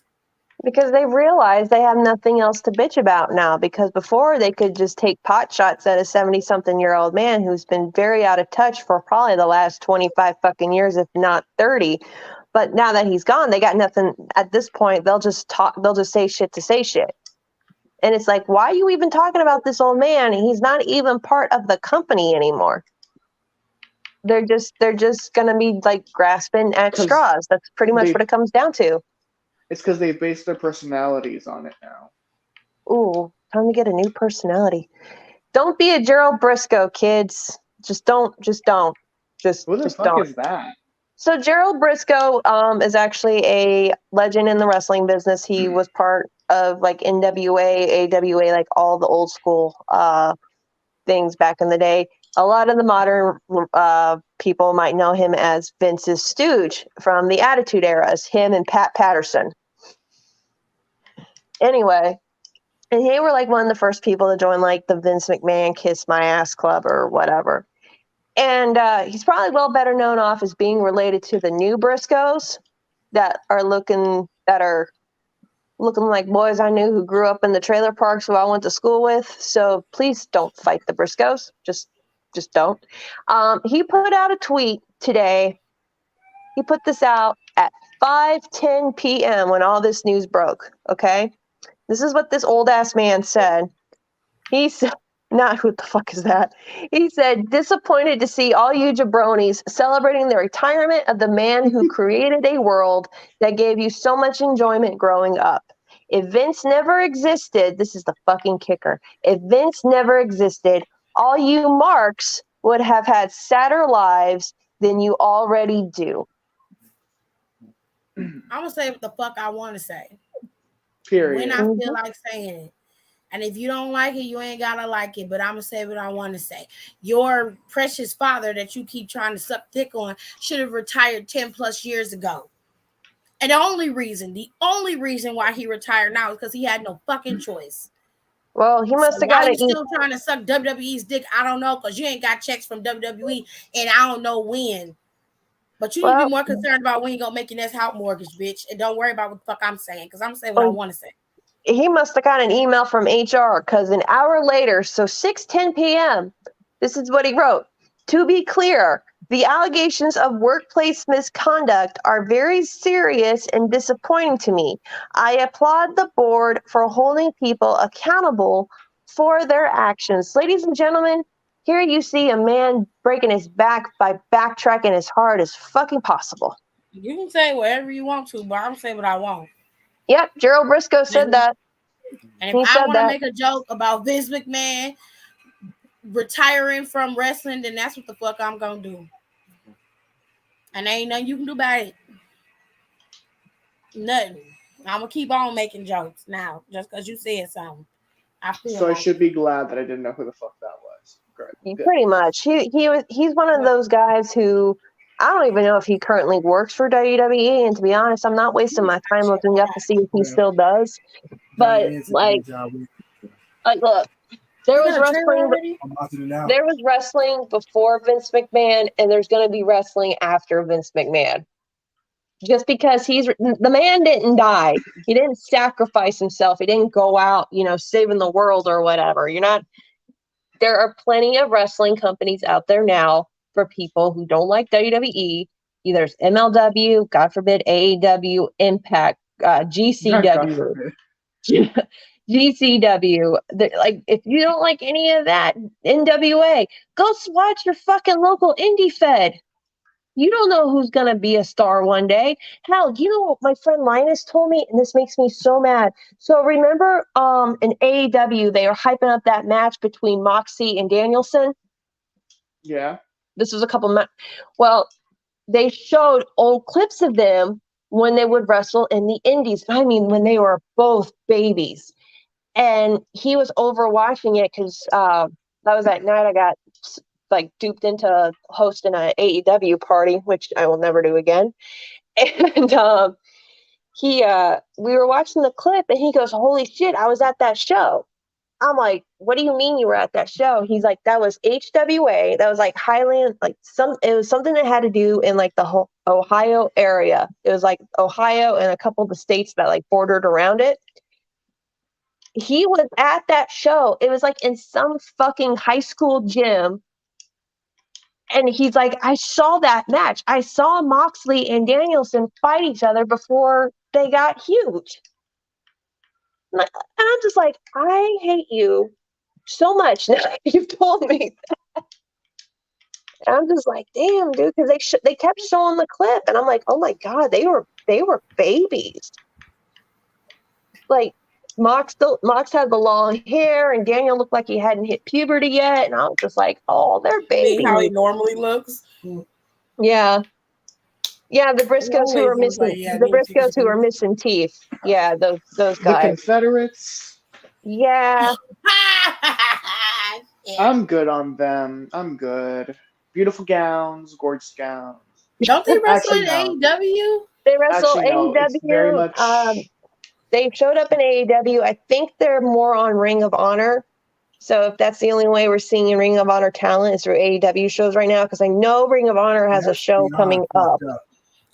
They supposed to Um, have some show set for pay-per-view. like Death Before Dishonor, which is I think was a Ring of Honor pay-per-view before they shut down. So they're having that. But I mean, they showed up on AEW for like a hot second, mostly Ring of Honor. I think they showed up at Impact for like a coffee break or something, but they didn't stay there too long. But they're mostly like big on the indie scenes, and there's like they show up in GCW a lot. Game Changer Wrestling, which I love that name, by the way. Like that's just an awesome ass name. I think they showed up in MLW. Don't quote me on that. I'm not a big fan of the Briscoes, but it's like I know who the fuck they are. I just wonder how bad they smell. Oh Jesus. I know they stink. Oh, they got They don't to. bathe. They They don't look bathe. like They're like, I look at them like I look at Roderick Strong and Marina Shafir. They don't bathe regularly. they look like the kind of How guys the who won't hell wipe. we go? No, they look like the kind of I guys who won't speak wipe the their truth. ass because I mean, Girl, you see their teeth. Do you think they wipe their ass? No. He No. said they don't bathe properly. Tell me you don't look at Roderick Strong and Marina Shafir and think they bathe regularly. Tell me they don't know look. how they I bathe. don't Tell really me look they at don't look Maria musty. Shafir because when she comes on my TV, I turn the channel. Okay, that's fair. Same thing with Tay Conti, Anna Jade, and whatever her freaking name is, and it's just I don't know, but this was nuts. I call her This was Takunti. Continental breakfast. Nah, Takunti. Continental breakfast. No, and you know what? So when I was looking at that clip of AEW, this was YouTube, so I really went into like the depths of hell for these comments. And people were just kind of like these. And granted, you know what the funny thing is, because I'm also seeing these same users who were like bending over backwards for Sammy and Continental there. Like, oh, they're perfect. They're so awesome, blah, blah, blah. You know, all that bullshit. Now they're kind of like, why are they here? Why are they on my TV? They're not doing anything. I'm like, oh. So now, like I saw one today, and I don't know if this guy was like trying to get Senpai's attention or what the deal was. I saw this quote, and it was the first thing that's made me like really laugh in like 3 days. It's like, Sammy is ruining Tay's career because they've had nothing but demote her to his manager / girlfriend. I'm like, she had a career? Oh, I must have missed that. I think we all missed that. I don't think she's a good wrestler, but I've been told that I was wrong on that. So, you know. And were you? No. But it's the same people who are like, oh, she's a great wrestler. You're just treating her wrong. And now it's kind of like, is she going to, like, I saw one, because apparently I guess she, like, she got involved with, like, blood and guts. And then this one where she had to open this cage. And it's like, someone's like, y'all want this bitch to be champion. You want her to dethrone Jade. But this bitch can't even carry keys. This is the second time in a cage match she's dropped these damn keys and can't open the damn lock. Lord help it, Jesus. And I'm like, oh, okay. So now you guys are starting to turn on them. Gotcha. You know, like, I'm like, oh, you know, a couple months ago you were saying we were haters and this, that, and the other. And I'm just like, I'll take that check that you owe me. Thank you very much. Okay. Because if I'm gonna be, if I prove this shit right and you say I'm wrong, and it turns out 6 months later I'm right, y'all need to start writing me fucking checks for shit. Because I'm getting tired of being right and not getting anything out of it. Okay. AEW anti-stand up. We are always right. Always. Without fail. We are always correct. Okay. The 24/7 couples feel more natural than them. Doors must be Tay's biggest enemy. They weren't great in the first place. Sammy and Tay are pure cringe. The 24/7 couples feel more natural than them. Doors must be Tay's biggest enemies. Well, Listen, here. Let me just say her this, and Sammy Stephanie. Guevara really are getting married. This is not a storyline. They So actually he, are so he getting was not married. going to roll with her even like more than we probably originally thought. Look, these couples who Just said when AEW gets sold to the highest bidder, I want my motherfucking check cut. You say ain't getting it. Exactly. Tears You that ain't I gets getting it. want it. my Tears up. fucking royalties. I want my Y'all ain't shit. getting. Y'all know y'all ain't getting jack shit. I want Tony I Khan to will sue. personally deliver my fucking check to me and let me kick him right in the fucking ass on the way out of my house.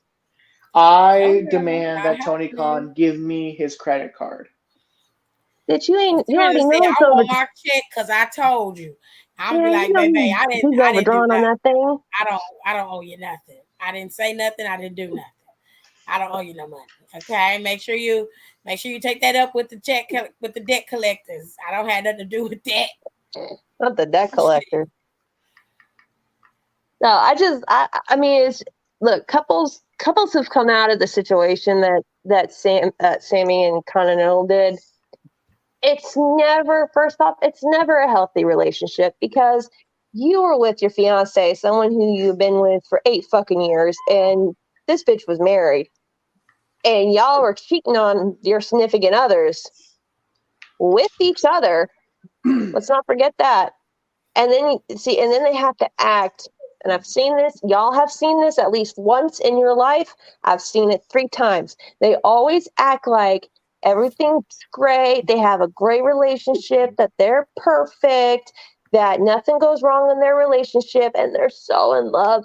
And they get tattoos with each other's names on them, and they start calling them wifey and hubby, even though, you've only been dating for like 3 weeks at this point, and you're just like, you're my world, and you start posting this cringy ass shit. Like, look, I've been with my husband for 13 fucking years, coming up on a 10-year wedding anniversary this year. I have never said that shit to my husband. I call my husband an asshole on a daily basis. If I don't call him one at least once a day, he knows something's wrong with me. I'm not even joking. That's just how our relationship works, and it's worked longer than most of these other people who are like, yeah, we were kind of cheating with each other behind our significant other's back, but we're so much in love, you guys, and we've only really been officially dating, like, to y'all's knowledge, for like 2 months, but we're getting married, and I'm so happy. And the whole time you're like, oh yeah, girl, we happy for you, but then you got your other friend like, $20 says they won't make it to the wedding. Like, Well, okay, so Jayla said she didn't know she was married. She was married to somebody else. mm-hmm. She was married when she was in WWE.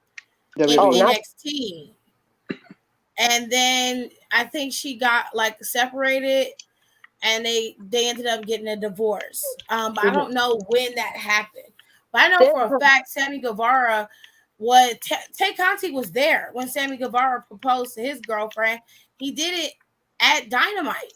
On national TV. Mm-hmm. We all saw it. Like, if you didn't see it, you saw the pictures of it. I thought it was cute. Nicole was the only one who was like, oh Jesus, you're getting engaged and you're coming out there dressed like you getting ready to go pick She flowers said in the meadow. our Target, our Walmart Moo fashion icon. That's oh, what she leave that woman alone. I think he set her said. ass up. I thought it was just like, well, I'm like, she didn't know. And Nicole was like, nope, her ass was to TV dressed like that. She should have known better. I'm like, but okay, let's put it into perspective. You don't think you're going to be on TV, which she didn't have no reason to believe she was going to be on TV, right? She was just going to be in the audience. So they was only going to see her from maybe the neck up or like the chest up. They weren't going to see shit else. But Sammy proposed to her anyway. So I'm like, he proposed to her, and then that following earlier in the year, we see the pictures of him making out with Tay Conti on New Year's. And I was just like, and it was in November when Tay came out and said that her and her husband were separated, and then the divorce was final. And I'm just like, so that was all within that year. So she didn't divorce him when she left NXT. She came out and said that it was okay. So let's put it in perspective. Tay Conti moves over to AEW. Luchasaurus gets her over there. All of a sudden, Sammy Guevara gets engaged to his girlfriend. Cool, everybody's happy. Then some months later, the rumor that Sammy and Tay Conti are sleeping with each other. Both of them, Tay Conti vehemently denied it, and both of them, hold on a second. Well, both of them were just like, "Oh, we're just friends, and we just hang out all the time." And I'm just they like, were like blocking people, and they blocked us. They blocked everybody that was saying anything about it or being negative about it. You know how Nicole and Alexis. And I just want to throw this out here. Not one time did we tag them, that we at them, we hashtag them. So that means they did a vanity search. Well, and the funny thing is, a lot of people, according to Nicole, that they first blocked on their little blocking spree was mostly Black wrestling podcast. Oh boy. I'm not surprised. They give me racist vibes. So, you know, it's not going to last because, like, honestly, you always... Hold on. What? Is Nicole in here? Yes. Yeah. Oh my God, hey girl. She calling the rapture down, man. I didn't notice you were in Start here. The rapture. I just Start the rapture. That's how I feel about the entire world. Yeah. Do you like my photo that I got on? No, that's what I said. I was like, what is this Sam Jackson picture? It's Samuel Jackson in a pink wig. Bees in a trap. Bees in a trap. Sorry, I'm really high right now. Yeah. Ooh, so girl. I mean that's the whole thing. And I'm just like, it's real funny. And it's gonna be the same way with these people who used to come after Vince. It's gonna be real funny that they're gonna be like, oh, he was such a pioneer in sports entertainment and he gave me my childhood and blah blah. Suck my dick. Just let me whip it out because I'm pretty sure it's bigger than yours and suck it. Okay? Like, exactly. No. Everyone line up. Wait, what are we talking about? Just Nicole's in here. Yeah, they blocked us. They blocked our Twitter page. We were one of the Sammy and Tay. We were one of the first, if not the first page that they went on their little blocking spree. We didn't tag them. We didn't at them. We didn't do anything. Them bitches Honestly, y'all could themselves. y'all could put that on your bio. The funny thing is, especially for Tay Conti, they blocked a lot of POC and Black accounts. Because they racist. I don't. You see how pale Takunti is. You know she racist. She colorist. They call Takunti. Takunti. I can't. Oh my God, Donna's in here. Yes. Yeah, he just got in here. Oh my God, we're all in here. He's really excited I about love that. I love reunions. Don't be tardy. Party. It's just the only reason I brought them up, Nicole, was because it's just like all these people who are going to be flip flopping for the next couple months. So, and like, you know how they were like so big on Tay and Sammy, and now they're like, oh my God, they're so cringe. And it's going to be the same way with Vince. They're going to be like, he gave me my childhood and I could never forget what he did for me. And like, dude, shut the fuck up. Like, I'll show you the Twitter. I took a picture of it. Wasn't this you a month ago bashing this old man? Like, pick and choose your weapons or your battles here, people, because I ain't here for the bullshit. I'm really fucking not. I'm pretty sure next year he gonna be in the Hall of Fame. Well, yeah. Oh, Vince. So I'm always. He won't wait that long. He's gonna be in it this year. The nepotism is real. A firm person of saying like two things can be true at the same time. So Vince, yes, he is a pioneer within this industry. Like, not a single person can deny that, because while Tony is making all these snide remarks, the reason that he wants to be what he is because of Vince. Exactly. So, but then is he like a horrible bestie. Piece of shit, blah, blah, blah? Yes. Both things can be true at the same time. Yeah. Vince is a massive piece of shit, but I have to say at the same time, if it wasn't for the product that he put out, I wouldn't have, met a lot of cool people and, got into a sport that I really love and I have passion for. But that's all I'm gonna fucking say. Vince McMahon is not the god of wrestling. Like, wrestling will continue. Isn't that kind of sick and twisted that like Vince is indirectly the reason we all know each other? Well, No, it's because you not know that what? bad. No millionaire is clean. That's the only way that I can say it. They always have skeletons in their fucking closet. But No, I I mean, won't say it's sick and twisted though, Rico, because people come together on much weirder things. Like This is true. there's whole fucking cult groups dedicated to Manson and his shit and serial killer shit. Like, I mean, At least it's we got not a that bad. I'm gonna be Oh, real those honest. people need to Like, go on a watch list. what? Those people who are obsessed with Manson and shit, like they need to go on a watch list. Like, I'll I'm pretty say sure this. they're already on the watch list. I will give Vince McMahon this. If it wasn't for him, I mean, did it suck when I was a kid that he bought WCW and ECW? Yes. But at the same time, if he didn't buy up those companies, I would be afraid that people would not be able to go back and watch ECW or WCW and understand why 20 something odd years later, people still talk about it and people still miss it. When he bought them, they weren't at the height of where they were when you were enjoying the product. If we're gonna be honest, right? So, but when I talk to people about WCW and I can tell them about it, I'd be like, you guys need to go watch this because the upper card may be absolute shit, but if you check out the cruiserweights, the luchadors, the Japanese wrestlers that were coming over, like those were the guys you watched for WCW. A lot of people did not care about Hogan and the NWO and a lot of that shit. They watched mostly for the undercard. And I had like, I'll before we lost WWE Network, I go back and fucking watch like old WCW pay-per-views and shit. It's like when I told somebody that Steve Austin wrestled in WCW, they didn't believe me. And I showed them and they're like, holy shit. And they're like, why'd he leave? I'm like, because Eric Bischoff said that he would never make it as a star in this industry. that is true. Yeah. I'll show you. No, Paul Heyman is the reason why the ECW went down. That's the reason I mean, why he knows, Heyman. but that nigga knows that. So I mean, I like he still owes a lot of them people money, but that's not the conversation we're having.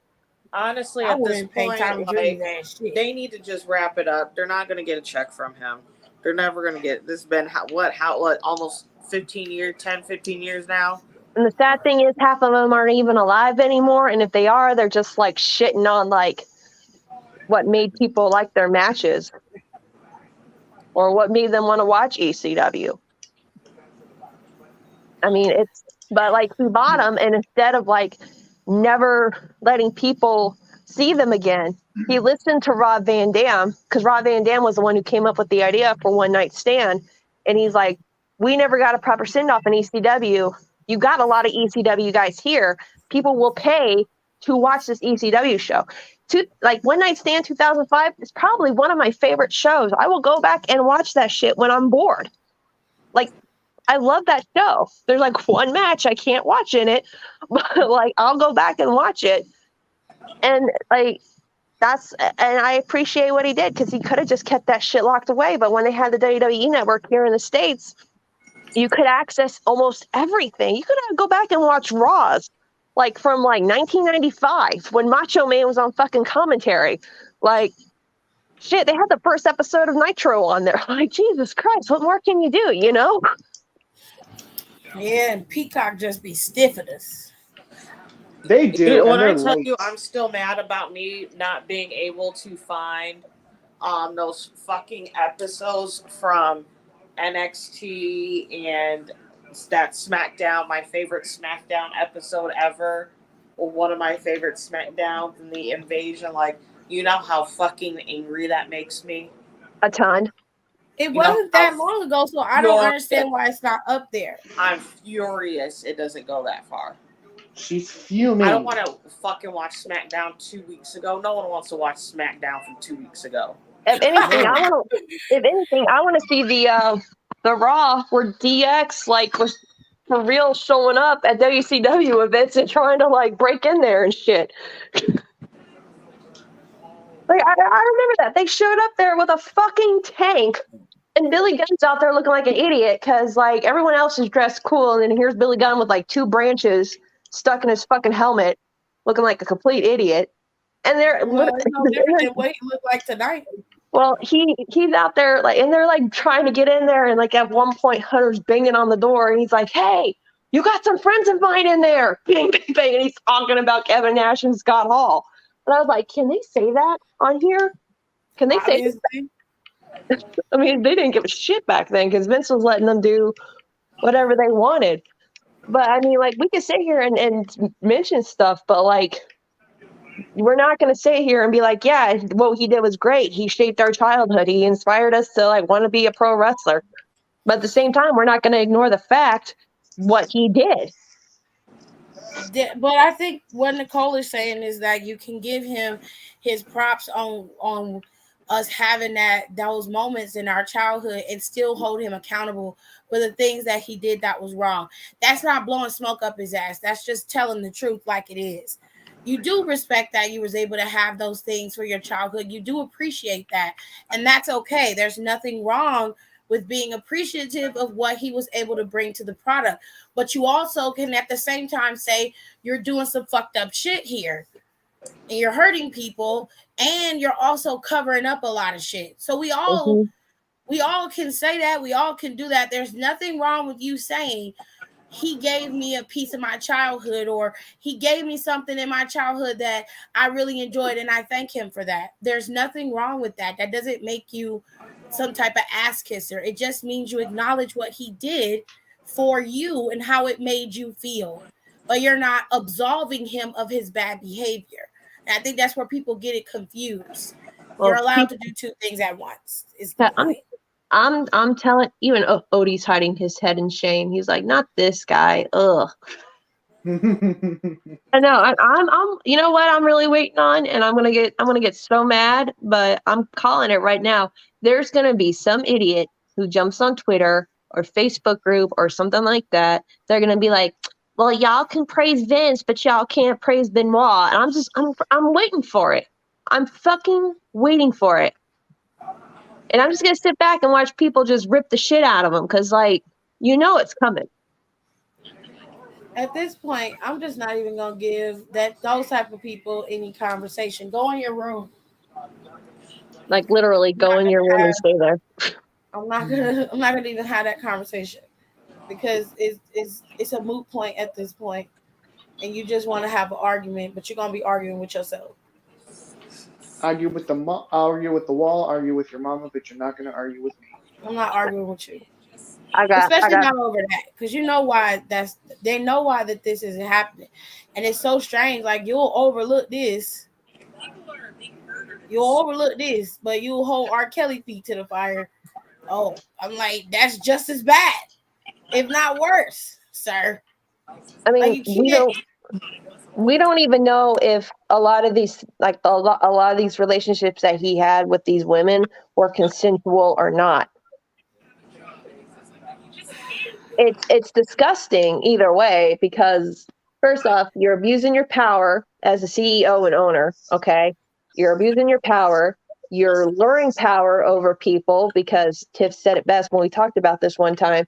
She goes, if you're out here making money for your family and you're like the only income that you have right now, and this person in power is threatening that if you don't do this, they'll fire you, you'll lose that income to take care of your family. And then more than likely be blackballed from a certain industry. Even though it's niche, you can still get blackballed. And saying you work for WWE can get your foot in the door, like not wrestling wise, but like if you work behind the scenes, that can get your foot in the door in a lot of places. Working at Walmart, Amazon, Target. It's a lot of places you could be banned from, and all them CEOs stick together like they some goddamn cults. Mm-hmm. That's like when you get on a no-fly. That's when you do something like at on an airport. Like you show your ass on an airport, literally and figuratively. Yes. And and you would start getting blacklisted by other airlines. Look at all those people that were there at the insurrection. As soon as their faces and names were coming up, you could find the videos of them being arrested in airports. They're still on Or they're blacklisted. They can't fly nowhere. They're on no fly list.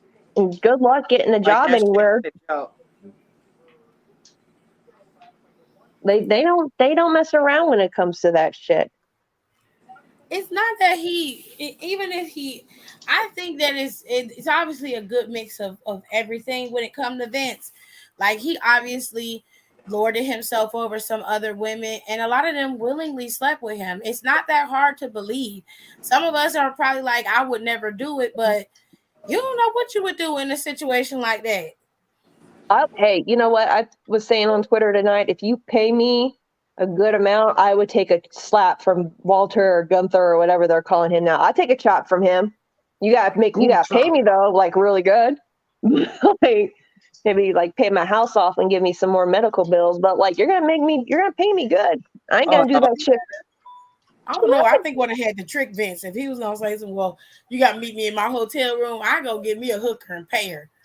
And be like, hey, keep the lights off. Do not turn on the lights. Keep the lights off. Let me know when you finish. I'll come back in the room and pretend like I was there. Because I can't do it. Just be like hiding in the bathroom, like you hear the door leave, or you get like a text on your phone. Yep. You think in the daytime I would deny? Like, nope, we gotta keep this low profile. And that's the thing that makes like that's also because it's like, if you lie about it, like what's he gonna do? Report you? Like that's the thing. Also, it's just like you knew eventually, because eventually, whether Vince was alive or dead or anything, at some point, this shit was going to come out. You can only keep doing this for so long until shit comes out. And I'd rather it come out while he's alive, because then he can live with the consequences of his actions. I mean, he don't give a shit, I guess. But, you know, his name's basically tainted now. I mean, it's been tainted for a while, but this doesn't really, like, nothing you do after this is going to have that stain taken away from you, right? I mean, why did you go after women you worked with? You could have gotten sex workers to give you what you need. You paid them, and then you never have to see him again. Because that don't give him the power that he needs. Well, that's not about the sex. That's how Tony Khan gets it. It's never about the sex. It never has been. It was always about the power. If it was about the sex, he could sleep with anybody he wanted. He slept with who he wanted to sleep with. And then those who he had to do a little extra nudging for, that's where the power comes in. They get off on that. They enjoy it. John Laurinaitis only got one report. It's one woman that's reporting him. From the reports that came out, it seems like the last woman he had an affair with was the one that had the coercion, or she said she felt like she was coerced. Then she said, I got scared when he offered me the money and I had to leave. I got scared. So I said, okay, I'm okay with that. After that, there was the wrestler that accused him of assault that got the $7.5 million. And then there was the manager that accused him of sexual harassment. And there was a contractor that accused him of sexual harassment. So there was about 4 instances where they have blatantly documented these situations of him using his power to get what he wanted. I feel like if there was any more, they would have made it very clear, because they had it all detailed out for those specific instances. And I'm like, why only if it was more than that, they would have told you. They would have said it. It would have been right there in the document. So whether it was 1, 2, or 3, don't matter. He did it. But it's just that a lot of the women he slept with, they slept with him willingly, it seems. So like I said, you don't never know what people will do in a position when they need money, or they feel like they can one up on somebody. They're gonna do whatever they can. That's why I said what I said. Vince McMahon isn't perfect and did a lot of shit that was fucked up and that I didn't agree with. But I'm not gonna harp on it. He did what he did, and he has to deal with that. The way I see it is that he will pay for his sins when the time comes. It's not my place to judge you, but I'm a damn sure make fun of it. Big facts. We gonna laugh and point or point and laugh. I'm a damn sure make fun of it because it's funny as hell to me. I'm sorry. That may make me childish. That's all right.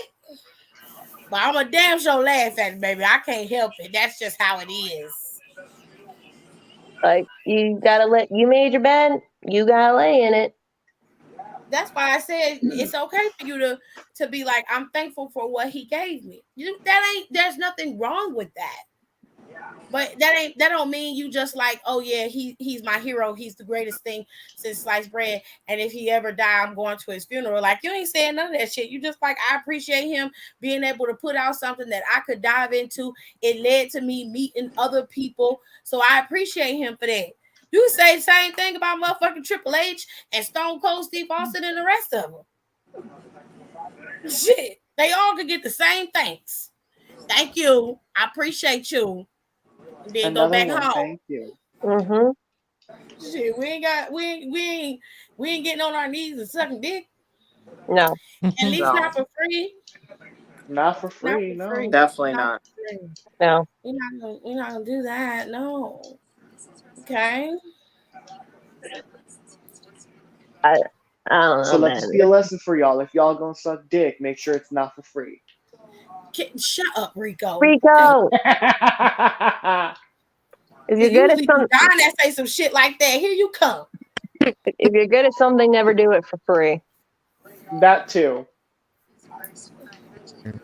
I mean, there's not much more we could say on it. I mean, it's happened. He's gone, and Well, I would imagine everybody would be pretty happy seeing as how the regime has changed, and now Triple H and Stephanie are at the helm. Ain't that what everybody been asking for like the last 15 years? they said they wanted that, but Bryan Danielson said it the best. Wrestling fans are fickle, man, because you know what they're expecting. They're going to expect, like Triple H to snap his fingers and Steph to like sacrifice a chicken or whatever they do. Like, and all this is going to happen overnight. Like, y'all don't understand. This shit is not going to happen overnight. This is literally day one. It's not even day one until 5:00 tomorrow. Then it had been 24 hours since all this happened. You have to give it time, and they're not going to rush it. They're going to do it right. Because y'all know, and we all know, if they don't do this right, y'all are going to stomp on their fucking necks and throw temper tantrums and go on Twitter and social media and complain that you're not getting your way. Well, you didn't get your way with Vince. You sure as shit ain't going to get your way with Stephanie and Hunter. I don't know why you think you're going to get your way with Triple H. Because Triple H going to do what the fuck he want to do. But, dude, I'm just saying, you know what I mean. You know what I mean when I say that. They're just What do y'all want to see Stephanie McMahon do now that she is the CEO of WWE? That's actually a really good question. And sometimes I get decent questions in here. Yeah, sometimes. I would like to just see. What's the best way of saying this? I would just like to see maybe it be taken seriously again. Because everyone's like, they're going back to TV 14, they're bringing out they can't do the Attitude Era. They can't do that again, because number one, nobody would be down for the Attitude Era the way everybody is in 2022. I watch some of that shit now, the stuff that Peacock actually lets them air on their fucking app. And I'm like, oh, I go, why did my parents let me watch this shit? Like, I'm just like, and they were sitting there watching it with me. I'm like, Mom, why didn't you turn this shit off? It's not going to happen. I really don't know. I want them to realize this is the clean start for WWE. And maybe put more attention on the women's division, because a lot of the people don't tune in for the guys. Give people who have, make sure y'all understand this clearly.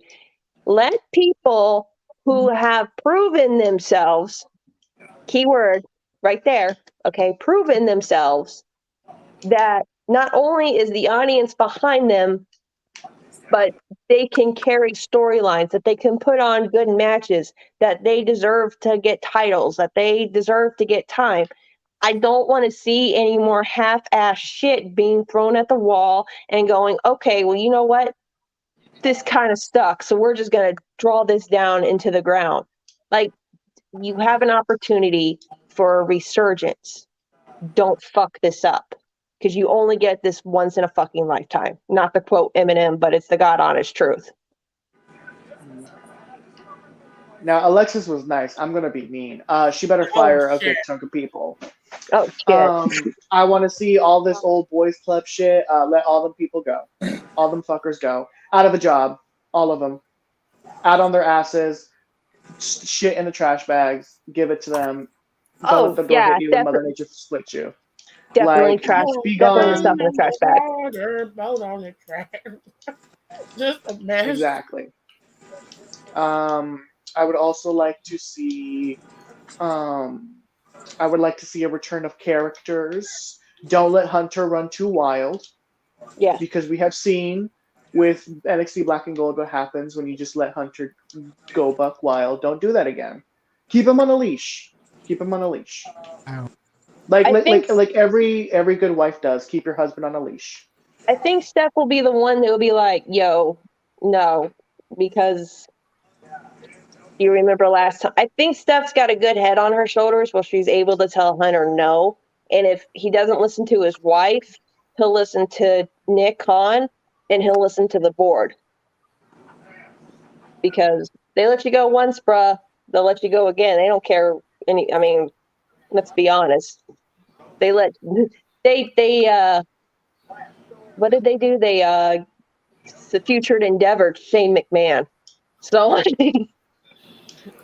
he earned that damn future Endeavor. So he that did. was his I'm not even impressed about that. Crazy. Again, don't let the door hit you when Mother Nature split you. Okay, bye. All he had to do was Sayonara. chill out. All he had to do was chill out. That's couldn't all he had even to do do. that. All he had to do was sit there and be grateful. Donnie, did you hear the question? Yes. Well, what you think? Said earlier, somebody needs to bring back our black girls. Mm-hmm. This is true. After and an apology needs to be dished out. Period. Publicly. Yes. Publicly. I On every want show. I want it on WWE stationary. That's what I want it on. I want both signatures on that shit. Definitely beyond. And I need the document emailed out to every major news publication. Mm-hmm. And if Sasha wants that damn title for a year, you better give that damn title to Sasha. Naomi wants the Raw title. I won't go that far. I won't go that far. He was like, hold on. He was like, slow down. No, I'm not a big fan. I'm not a big fan of long title reigns like that. Yeah, but I'll give her a good 6 months. That's all I'm asking for. That's fine. Like if her and Naomi figure out what you're gonna do with this damn tag situation. If you're not bringing those titles back, no, they're probably with Triple H, they're gonna bring them back. Then then Sasha needs a good singles run and Naomi needs a good single run. No more stupid storylines for either one of them. Let them be champ for 6 fucking months. Don't have them drop to your flavor of the fucking week blonde girl, and let them just have the fucking title. And if people aren't, that blonde girl can wrestle, I'll be okay with it. Let's see, they got Carmella, Bliss. No, she don't count. She don't count either. Carmella can't get no more title shots. She don't need no more title shots for the rest of the year. Okay. For the rest of the year, I don't want to see her and her non-ass having ass out there sashaying and shit and crying on Corey's shoulder. No fucking ma'am. Go sit your ass in the back and wait for Zelina to come back and be her tag team partner again. Other than that, bitch, I don't want to see you out there challenging for nobody's championship. Intercontinental United States, WWE, NXT, bitch, no. Go sit your ass down. Go on main event for a while. That's not a bad idea. I think over Like, what's the 3 years she had about these 12. I need and to get then Leah belt. That's think titles. I would Huh? get more. I would get more titles for the women, and then I would make sure, because let's be honest, if they ended this brand split, a lot of y'all favorites would not be seen on TV. They wouldn't. Y'all really think Sonya is going to show up on Raw when they could put Bliss versus Charlotte again when Charlotte comes I'd back? rather watch Sonya. She You did know, okay like, today. yeah, I mean, like, I didn't see the match. I didn't see the match, but people were saying that her and Raquel had like good chemistry, and I'm like, okay, so you got Raquel being a baby face and you got Sonya being a heel. Shit writes itself. But like, you got to let other people have opportunities. You can't just like. That's the thing that pisses. Opportunities. Well, that's the thing that pisses me off with Bliss. It's like, girl, you were gone, and then you threw, and they told you. I'd rather them be like, hey, we don't have anything for you. I'd be like, okay, you know what? I'm still getting paid. I just got married. I'm sitting my ass down and I'm spending time with my husband. Or or in her case, she's going to go to Disney World and yell at a 3-year-old who cut her in line to take a picture with fucking Mickey Mouse. She would. And then like she came back and they don't have anything with her. She's wearing her old gear. She's carrying in that stupid ass doll just because the doll is selling. She's still carrying it even though she really has no connections to it. And it's just like, what are you doing? And then I see people like, oh, she deserves the title. I go, she deserves to sit her ass home and be grateful they even fucking called her ass. Not be grateful. I'd tell her, I'd be like, you want to, I mean, like, they would hate me if I was working for WWE, because I would be like, look, instead of calling us like an adult, you went on Twitter and complained. You better be glad you're even fucking here, because I will send your ass home, and no one will see your ass till Royal Rumble. So be grateful. Like, they would hate my ass. I'm not even joking. They would hate me too. I think they'd hate all of us. If we Oh no, they really hate me. No, because Oh, Nicole said she would fire everybody. I fire everyone. They would have. They said, would "What's going have on?" I was like, "I don't petitions. know. We packed up your desk. I'll send you severance pay." I get it. I would fire everybody. Come get your shit. They would protest Nicole being there. They'd go on strike. They would. The one thing I love about Nicole is that, girl, I love you. You would definitely be the person who would run like one of the most successful businesses in your area. Because like, I remember when all this shit came out and about NXT and Hunter not really knowing what the hell he was doing. And he's like, oh, we never checked the finances. We never checked the books. And I remember Nicole got so pissed when we were talking about that. And That she's don't like, make no sense. Because that she's makes like, no fucking sense. and None I remember what she said. She goes, I get yelled at if I spend $3 more on liquor than I do a month, and he's getting away with doing this shit. Come the fuck on. I think that was like, I was laughing so fucking hard when you were saying that. I mean, it is true. You're gonna How answer come the we're question? spending this much, and this? Because I remember when it was like NXT is expanding to China, Nicole was like, this don't make sense. And then that went absolutely fucking nowhere. Well, they That was had because to of shelve COVID. those plans. They had to shelve those plans because Hunter got too big for his britches.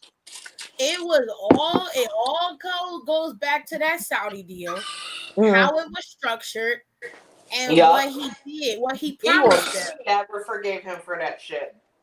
It all goes back to that. That's He where really it spiraled out of control at, because that's when they started really looking into NXT. Like, wait a minute, if he did this, let's look and see what's going on over there, because he had straight reign to do everything. But that pipeline for NXT was created so that he could funnel wrestlers side into the country and make it so there was a seamless transition, and they would all travel through, kind of like how they doing in NXT UK. You see them pop up in NXT UK. They got a couple matches over there. They get exposure. Mm-hmm. That's what he wanted to do. Country wise, that's what he wanted to do, which it made sense. But he did exactly what Vince was doing with the indies back in with the territories when he started. He started pulling everybody from the territories, shutting them down and buying them up. And essentially Triple H took all of the guys who was worth their salt from the indies and gutted them.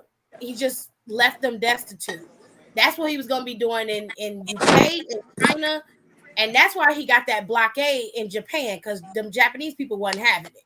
Yeah. New Japan. Oh God, New Japan. Shimmer's over here in the States. The Japanese Stardom, like the Japanese promotions, they were not fucking having it. They're just like, no, because like they take their wrestling fucking serious over there, man. Like this ain't that's like, it's not a circus to them. Like this is like, I mean, I'm not saying they're fucking perfect either, because they got some shady shit going on themselves, but like they take that shit very, very serious over there. Like it is like to compare it with someone who doesn't watch Japanese wrestling, the amount of people and respect that is given, it's the same amount of people who watch and respect the NFL, the NBA, the MLB, NHL, like any major sports team, like sports groups over here. I honestly, like, that's a really good point. I have it more akin to like a tennis or a golf. I'm sorry. Like the audience is like very refined into what that product is. I know. I got my medicine. Yeah, and I remember it was like WCW or WWE went over there. This was a long ass time ago. It was, I think it's when with Tajiri, when he was with WWE and he was wrestling, and Tajiri went over there and people went insane. You would think it was a fucking rock star, like coming down the aisle or whatever. And I'm just like, my little ass just getting into wrestling. I'm like, wow, he's getting like a really big ovation. Like, I know this is where he's from, but it's like people were like going crazy. And then after he did his entrance, they sat down. They were quiet. There was no chants. There was no yelling. Like if they did a cool spot or a move or a rest move, that's when people would like clap. But then when they get back again, they would be like totally quiet. I'm like, what the hell's going on? And one of my friends, one of my friends were telling me, they're like, yeah, this is what they do over there. They're like really respectful. I'm like, holy shit, man. Like that's a culture shock. I think it's gonna take time for all of them to. I think it's gonna take time for everything that everybody mentioned to take effect. Like Stephanie's a big thing on progressive and getting the women out there. She's not gonna just sit on the sidelines and let that shit go down, especially after she spearheaded the first time the women's evolution got off the ground. So she's not gonna just let it go to the wayside. And I don't think she's just gonna let Sasha Banks walk either. I think she'll fight and work to get her back. I don't know who said it to me. Somebody said it to me. With Triple H as EVP, they're gonna get her back. Yeah. So I think that if they don't get her back this year, more than likely she'll pop up around the Rumble, and Naomi may pop up around the Rumble as well, as long as they apologize like they should and really put out a press statement. And I don't know, say it was premature, because it was premature as hell. And I want them to apologize to Michael Cole for having him to fucking say that. They need to apologize to him too. Yeah, because Michael, it didn't look like he wanted to say it at all. Corey say whatever the fuck they want because he a dick sucking bitch. But Michael ain't like that. Well, you could tell like how he was looking at the camera and then looking down. And even Pat was kind of like, what the fuck are you talking about? That's because Pat goes into the show and he don't never know nothing. He chooses not to know what's going to happen. Before the show, he doesn't know. So when he's out there and he's reacting and he's giving his commentary, that's genuine commentary because that's how he prefers it. And Vince was like, when he was there and he was over creative and Pat did his thing, he was like, okay, let him run with it. Let him run with it until he fucks up, and he hasn't fucked up yet. So they're okay with it. And now he really don't got to worry about it. And no, because people was Triple like, H is real big on him too. And everybody was like, oh, Woods mentioned New Japan and Ring of Honor. I'm like, who gonna yell at him for it? Nobody. Who gonna check him, boo? And you know what? Mox was saying this too when he was in the WWE. It was just like, he's like, you know, it got to the point where it wasn't fun anymore because there's always somebody, more than likely it was probably Vince more than anything. He was always saying that, like, no matter what you did, there was always somebody screaming in your ear. And like when you're out here trying to do it's not even wrestling, it's any job you're at. When you're out here trying to do the thing that you want to do to make a living for yourself, which I will totally respect, whether you're a wrestler, 9 to 5, sex worker, stripper, whatever. Like, as long as you're doing your shit legally, I don't give a fuck. What you do is none of my damn business. How you take care of your family or yourself, I really don't give a shit. But like when you have someone constantly screaming in your ear about how shit should be done, but they don't know what the hell they're talking about, it wears you down. Moxley's biggest problem, though, is that he wanted to kill himself on TV every week. Well, that too, but he was saying that it was just like, he does stupid shit, but he said that it just like no matter what he was doing, there felt like there was someone screaming in his ear. If it wasn't a ref, it was Vince. If it was Vince, it was someone else, and he's just like, how am I supposed to fucking do my job when I got someone screaming in my ear and they want me to do this? But like, I can understand his frustration when he's trying to do something that he feels like is his, you know, that's his niche, was that hardcore style wrestling. But you ain't have no balance, and you still really don't. Like, Tony Khan pretty much give you free reign to do whatever the fuck you want. And then you go to New Japan. That's the only time you have any restrictions is when you're in New Japan.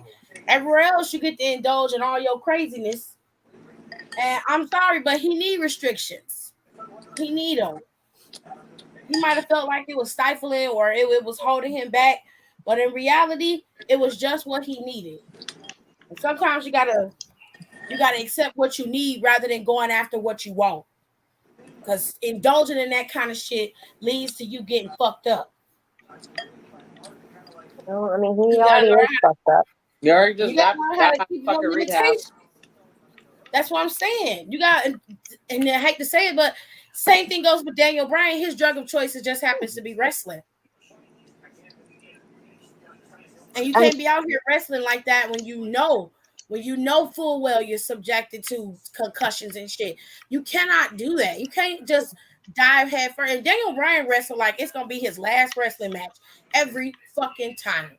I wish he would stop doing that because he doesn't need to wrestle like that. He's not gonna stop doing that. He ain't gonna stop. That's why he is in the position he in now. Well, I mean, he's out with a concussion right now, right? Yep. So, we're just gonna have to wait and see. I hope, like, this sounds shitty, but it's like, I hope it was fucking worth it. But I'm probably to them it probably is. To him it is, but I mean, I ain't saying he shouldn't wrestle. I'm saying that he had to learn how to take a step back too. I mean, he was so eager to get back in the ring, and then when he was finally able to get back in the ring, what he was getting at WWE wasn't enough for him. And we talking about wrestling in New Japan and going over there and then wrestling in AEW. He was wrestling every week. Mm-hmm. And he was doing matches, and they like he giving 5-star matches. I'm like, okay. Wait, Daniel? Mm-hmm. Daniel always puts on good matches. They said he was giving 5-star matches. And all of that requires him to wrestle for more than 5 minutes. So you're in the ring wrestling every single week. That pushes your chances up of catching another concussion. It's like playing Russian roulette. It's not smart. Mm-hmm. It wasn't like he was gonna be the AEW champion, or he was champion. He wasn't champion. And it's also not like he's getting any younger. No. I can understand if it was just for him and he was single and it was just him by himself, he can do the fuck he want. But he got a whole family and a wife. Yeah. And that's gotta mean something. Well, I mean, you've said it. There's some of these wrestlers that are just so addicted to the fame and the adrenaline they get off of it, and then meanwhile, there's people we want to see, but they never get the opportunities. It's they got a lot of shit to work on. And I saw that question where it's like if they were getting rid of pay-per-views. Honestly, they don't. Do they really need pay-per-views every month? Like they could totally get rid of Extreme Rules, and I would be okay with it. Yeah, it does get draining. I don't mind Extreme Rules leaving, but I don't have a problem with them switching out another pay-per-view. Fuck Extreme Rules. Fuck Hell in a Cell. Fuck all Nicole of is that mad. shit. Well, she's never liked Hell in a Cell, and Extreme Rules is just a joke. So I mean, Extreme Rules. I fucking love Hell in a Cell. What is that other really bad one? TLC. The fact that we all knew. Fucking TLC. The last TLC I watched is when they had that Inferno match with Orton versus Wyatt. And honestly, it wasn't a bad show because I'm like, okay, you know what? It's the last pay-per-view of the year. I got nothing else better to do. Let me watch this because it's going to be an Inferno match and it's either going to suck or it's going to be good. And that whole I mean, there was a couple of matches that were like, meh.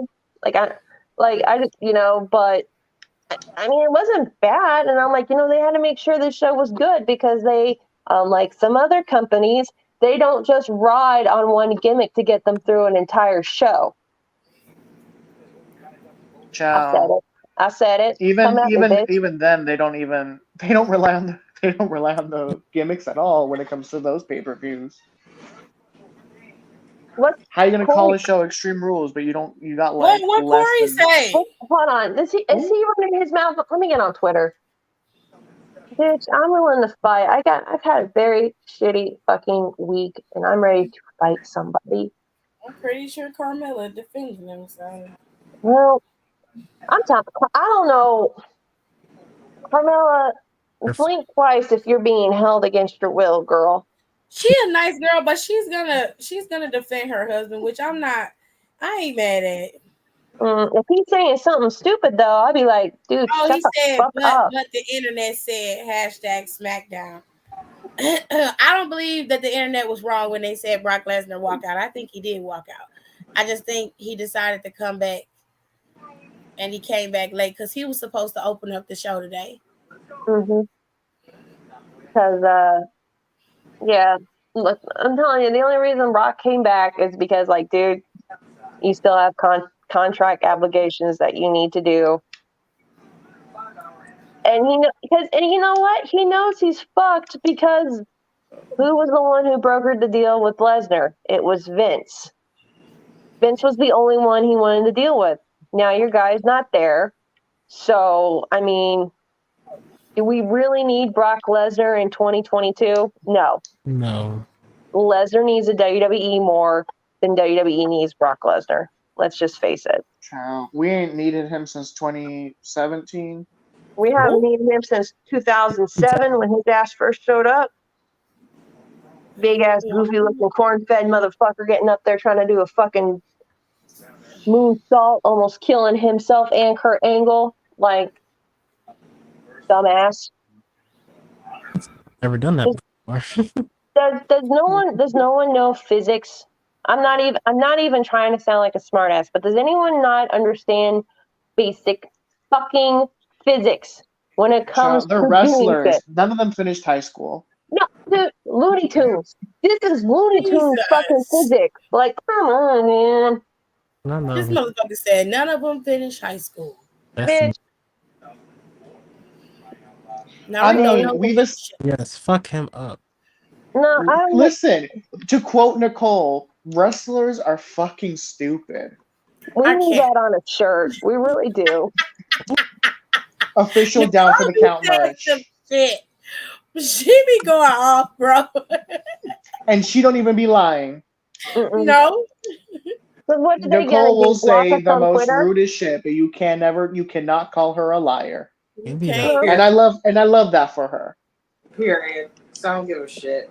No, Ah, we've said shit that I'm no, surprisingly we're not. Brock is not going to be at Clash at the Castle. I guarantee Mm-mm. you, this is going to be his last match for a while. Unless Hunter and Steph broker a new deal with him, we won't probably. If for some reason they managed him to come back, he's going to be like, I'm out for the rest of the year, and he'll show his face at Rumble. God fucking forbid. I don't know. You know what, Tears? I usually give Corey a hell of a lot of smoke, but I'm not going to because he did that shit on purpose. It's like He does it for the attention. He really does, and it's because it's like so. It's like he knows if he acts like an ass, if he doesn't act like an asshole, no one will that give was him 2 hours attention. ago when he said that, and that was right after SmackDown had went off the air. So my thing is, obviously, there was no indication as to whether it was true or not. It said it was a rumor. They didn't say it was the truth. I didn't say it was 100% definitive either. I clearly said that it was a rumor and it allegedly was true. What do that mean? Possible. That means it was put out there. That means I could say your Dick Little and Carmella seems to be unsatisfied, but that's a rumor. That's because That's not she's always the true. Is one it on though? top. That's not true. That's a rumor. I feel like I could say your finger game might be stronger than your pump action, but that's a rumor. That's not. He do got long fingers. That might be So true. I'm just That's saying, like, sad for don't be on you, the my internet. dude. You real big and bold on the internet. You talk a lot of shit. And my thing is, if you can't back that shit up, then you need to just do your fucking job. Like, why you can't be like Michael? Michael get on commentary, do his job, and you know what? He go to fuck home. Exactly. Okay, he go home. He When's ain't the sit on last the time? internet arguing with people or trying to get people fired because he's jealous that they do a better job on commentary than him. He ain't doing that. Because Michael Cole is a professional, and the reason that the WWE has kept him for so long is because they know if they let him go, he would be snatched up so fast. Like I can never pronounce this man's name, but I love him. Ronaldo. Yeah. His ass got snatched up super quick, and they know for a fact Michael's ass would get snatched up super quick. There was I remember watching something about WWE going overseas one point, and I guess the plane the carrier they were in got caught in enemy fire, and Michael reported on it afterwards. And I'm like, the way he was doing it, I'm like, give this man a fucking Pulitzer, like Jesus Christ. And you could tell he has so much fun with Pat compared to what he used to have with Corey, because he just I love it. I love it when I saw the clip of Pat and Cole when Liv was coming out to cash her suitcase in. And it was just so sweet because it gave me older, supportive, older brother, dad energy kind of thing. And then it's when they won and he screams, "Let's go!" and him and Pat are just jumping up and down. I'm like, get yourself a Michael Cole in your life, because if no one's acting like that for you, you don't need to be acting like that for them. I can't.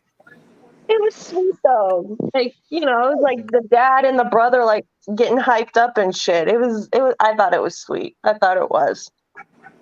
Because I don't think they knew she was coming out till they heard her music, and then someone was telling them that in the headset. No, I don't think they knew either. No. It's sweet that they was It was popping for her. because didn't they say should. that no one knew until right before, because Rhonda called it. Rhonda said to give Liv the belt. Yeah, she said drop it to her after she won it. She was like, "Yeah, let her take it that night." And they was like, "Are you sure?" She said, "Yeah." So they ran with it. And it seemed like it was a good call, in my opinion. It was a good call. One more question, and then I gotta go because I got family stuff to deal with tomorrow. Do you think that I still don't understand why they would listen to Rozzy about dropping the title and everything. But do you think they will like actually just start listening to the talent, like especially the women talent, instead of just like Yeah. ignoring them and brushing them off and just like listen to their complaints and what like that kind of stuff instead of just like, well, too bad, so sad, like that kind of thing? Yeah, because I genuinely believe that they want the female talent to feel like they're safe there. Um, they're gonna have to do a lot of work to provide that. That's all on WWE as a company. They're the ones who have to rebuild that rapport with their employees, and even the ones on the business side have to feel like they are protected. They can't feel like they're in a place where somebody could do something like that to them and then not be punished for it. So they needed to see that even somebody as high up as Vince McMahon can also be taken down, um, and be punished for using his power over the people in his company. So do I think that it's possible that they could, really provide them with that safety net that they should, and what they and actually listen to people? I think that it is possible. But they also have to put other people in place that are going to help further that mission. Now, like I told y'all on the podcast, they have put out a memo that they were going to do better at listening and understanding. They were going to make sure that they had meetings with the talent and with the staff to ensure that they understand what's going on and that they were taking these allegations very seriously. And I think with Vince McMahon retiring, that just reassured everybody that this is being taken seriously. So it's going to depend on the WWE as a whole, but they starting off on a good foot by getting rid of Vince. Now they just got to keep moving forward with ensuring that the other people that may have been enabling this type of behavior are out of power as well.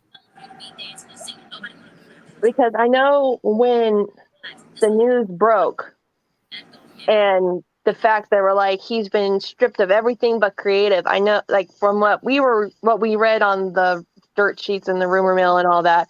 But I would believe this. A lot of the talent were not happy that these allegations were out, but he's still in charge of creative. Like they were very like pissed off that he was accused of this and he was still there. And that's, I mean, a lot of them were probably pissed off, let's be honest. True. I hope they listen to the talent, because that's what people are paying to see. And not the fucking referees and the people in the fucking back. All right, well, I gotta go. I gotta take care. Like I said, I got family stuff to take care of tomorrow, but I'll see y'all on the flip side. Bye. All right. Bye, Alexis. Bye, y'all. Love y'all. Bye. And then there more. Not and then there were four. What is? We're winding back to what? They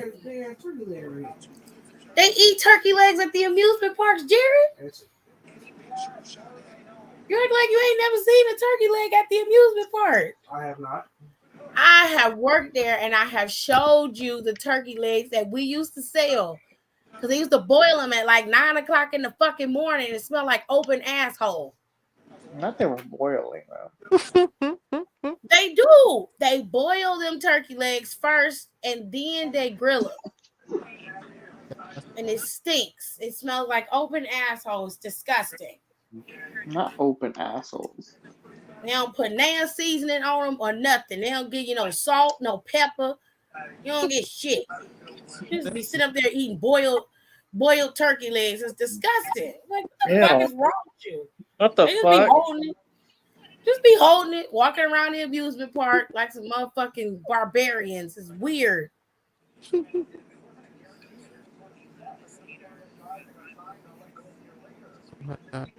What is going on?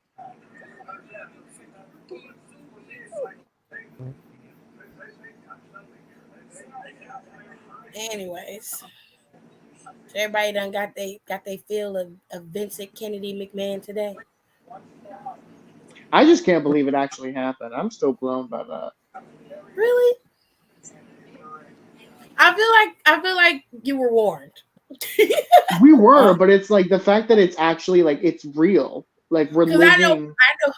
I know for a fact Nicole was one of the main ones. Like she was like, "Oh no, he's retiring." It was something I was hoping that it was gonna happen, but I wasn't expecting it to happen. No, once this shit started really popping off, I said, "Oh no, he retiring. He wrapping it up." There's no way he was gonna be able to stay with this happening. And I remember her saying, "Well, like with all the stuff happening with the Me Too movement, and with him being as big as he is in terms of his money and his status in the world, there was no way that he was gonna survive it." And she was right. Wow. That's crazy. Nicole is a prophet, you guys. 4. Her third eye will see us through. So if y'all didn't watch Smackdown, it started off with Stephanie, and she pretty much gave a speech about her dad retiring. She told her dad she loved him, and that she started the thank you Vince chants, and that's what everybody did. The show kicked off, and the Street Profits came out there, and that turned into a brawl between the Street Profits and Theory and the Usos, and then Madcap came out there and made it an even 6. That led to the show being rebooked. The initial booking for the show was supposed to be Max Dupree and his male models and his sister Maxine coming out there and doing their summer beach collection, right? Yeah. I was looking forward to that because I needed a good laugh today. Same. But they decided to scrap it and hold off and go ahead and let the show progress with the Street Profits and the Usos ending the show. I thought they were going to put them in the middle, but they did it. They ended up having a match between, there was a couple matches. So there was a scheduled match for Aaliyah and Lacey Evans again. And then Lacey came out there and cut another promo and then punched Aaliyah in the face. Ain't this the third time she done punched that bitch in the face? Like Aaliyah I believe she could stand to do it again. Stop it. Ooh. Aaliyah literally tapped her on the back. Instead of like after the first time you get punched in the face, ain't no more talking, right? Like you don't talk no more when you get knocked out to the point where you falling on the floor, right? Now you would think that Aaliyah was gonna just attack the girl, face or not, you gonna get your licks back. But no, she gonna tap her and be like, let's go. Like you gonna give her a heads up, and she just be hitting you in your face out the blue. You just be getting your shit knocked. Like you done got your face rocked 3 weeks in a row. I'm like, at this point, you earned it. You earned the punch this week because you let her do it. She cut her promo and then she punched Aaliyah in the face. And then she walked out while the ref was tending to Aaliyah. You had Sonya out there wrestling with Raquel, which their match wasn't bad. It was just short. Too short. It had a pretty decent match. It was just a short match. We had to watch the Viking Raiders and Jinder Mahal and them wrestle again.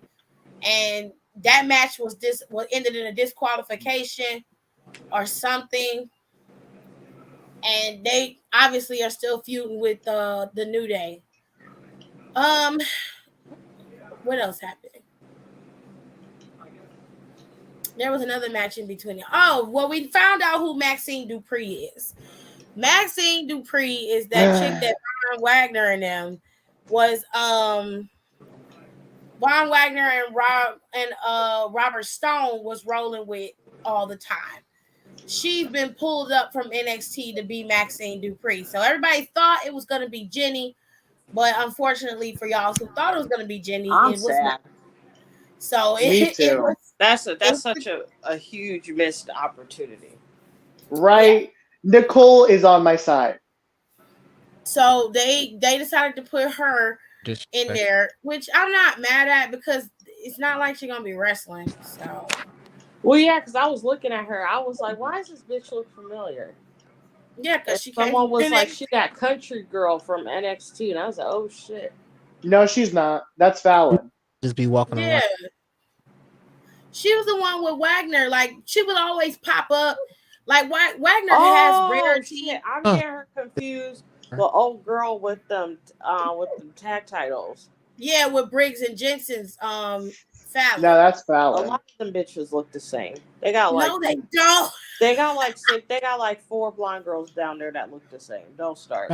Not blonde. She's They a do. Fallon's Because, not No, but blonde. like, for real, I'm not even Tiffany. being funny. Like for real, two of them. One of them is that lady on that. Two of them are on air interviewers. The only Yes. reason that one looks different is because she has Mackenzie, short hair. Mackenzie and Sarah. Is her name Sarah? Yeah, and then there's 2 other girls did that that Maxine, or whoever that bitch is, her, Yeah. and then there's 2 more. They look the fucking same. But Fallon don't. Fallon ain't even blonde. She's white. Nicole.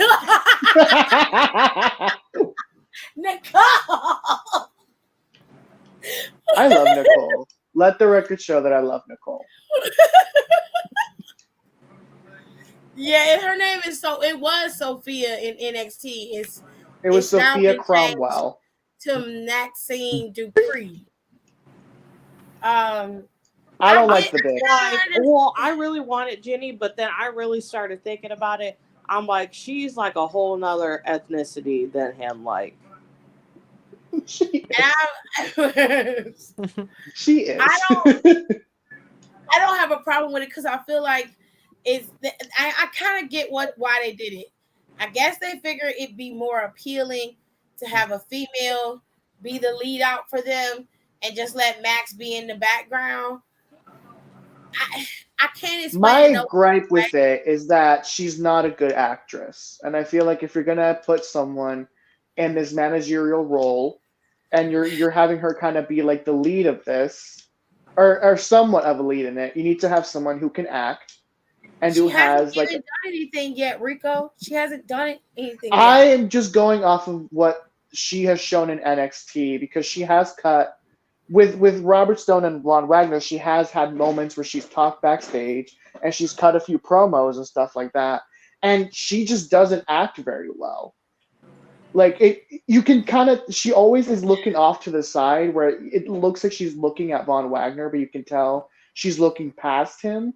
And I don't know if she's like reading her lines from there or if she's just trying to remember shit, but she's not a good actress.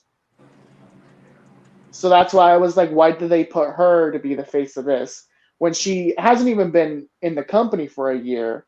She hasn't had time to develop in NXT, and her acting is very shoddy. It just In seems my like a very opinion, like I wouldn't have put Jenny in that position when she's better than that. You're talking about putting her with fucking Dio Madden. Think about it. You want to put someone like Jenny, you want to be real. Jenny is championship material, okay? In terms of character and wrestling capability. All right? You want her to play manager to fucking Dio Madden. I mean, I I didn't think that the Maxine Dupree character I wouldn't keep Maxine Dupree as just the manager if Ginny was at the forefront. There was no way they were gonna keep her as in that character, but it wouldn't make sense to even put her if you're gonna do it, then it needs to lead to something greater. And she can't stay in the whole niche of Maxine Dupree or that whole setup at all. Like I feel like she's better than that. Yes, it would have worked. I think she would have sold it beautifully. She would have been great. But give it to somebody who needs it. She does it. Just put her ass back on television so she could wrestle. Give her the opportunity to be champion. You already done had Miko be champion, so let somebody else come in and take championship. If she's still willing to do it, let her do it. Or bring her ass to the States. Walter's here. Bring her ass here. Put her She's on the already main in the roster. States. Let her ass She's wrestle already in then. the States. Let her ass wrestle. Stop. If you want to do something, don't put her on the sidelines so she can head up for somebody else and make somebody else look good when she's the star attraction. She's gonna stand Well, out. that's my thing is because she's already in the States. They just have her on BT Sports doing interviews. I just wouldn't have put her in there because she's better than that. And I don't give a shit about fucking Sophia doing it. I don't care. I just like laughing at the shit. It's funny. It's funny as hell. And Dio Madden is really like he really every time I see him, his hands is up like he taking a picture, and I be like, bitch, relax. You can put your hands down for a second. You straight pulling Ricky Bobby. I don't know what to do with my hands. Like he literally just be taking, like, you know how you take a picture or you hold your hands like a square around your face all the time? That's what he do. He be posing all the time. And Mansoor look like he can't breathe. That's because Mansoor got cocky and shit. I swear to God, he take a deep breath. He just take a deep breath, like just be standing there with his whole chest out. Nah, baby. No. It's cool. Let them stick with Sophia. She'll figure it out. If she don't figure it out, they can always let LA Knight continue to do what he do. But for right now, her ass is at the forefront. I guess I can give her 3 to 4 months to improve. I guess. I'm But disgusted. I don't like her. Why Mansoor cheat look like that? You mean his chest? Because Or do you mean his ass? I don't think he was looking at his ass.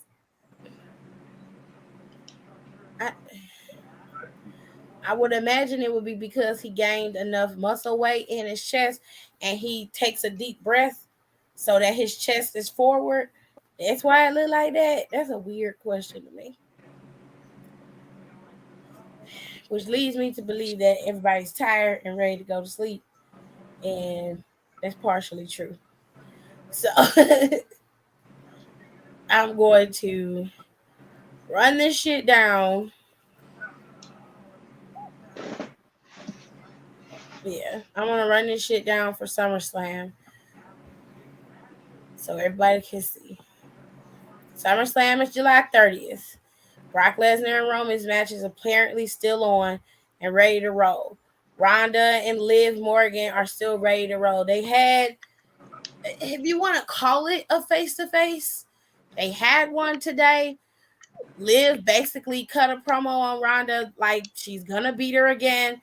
She's gonna win, and it's just because she wants it more, she needs it more, and all this other shit. And Ronda was like, "That's great. That's why everybody likes you, Liv, but nobody has more passion than me," and that's where they left it.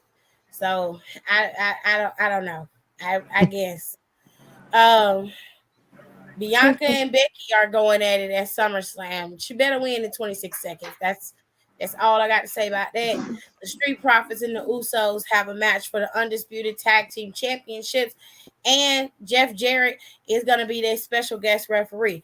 Now, the way I see it is Jeff Jarrett should have been a special guest referee for this match. Period. For these two. He should have been a special guest referee for that. Because quite frankly, there's nothing that ties Jeff Jarrett to the Usos or the Street Profits in any way, shape, or form.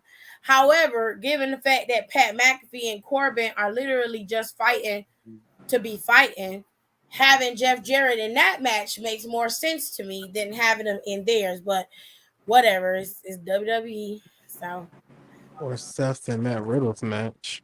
right.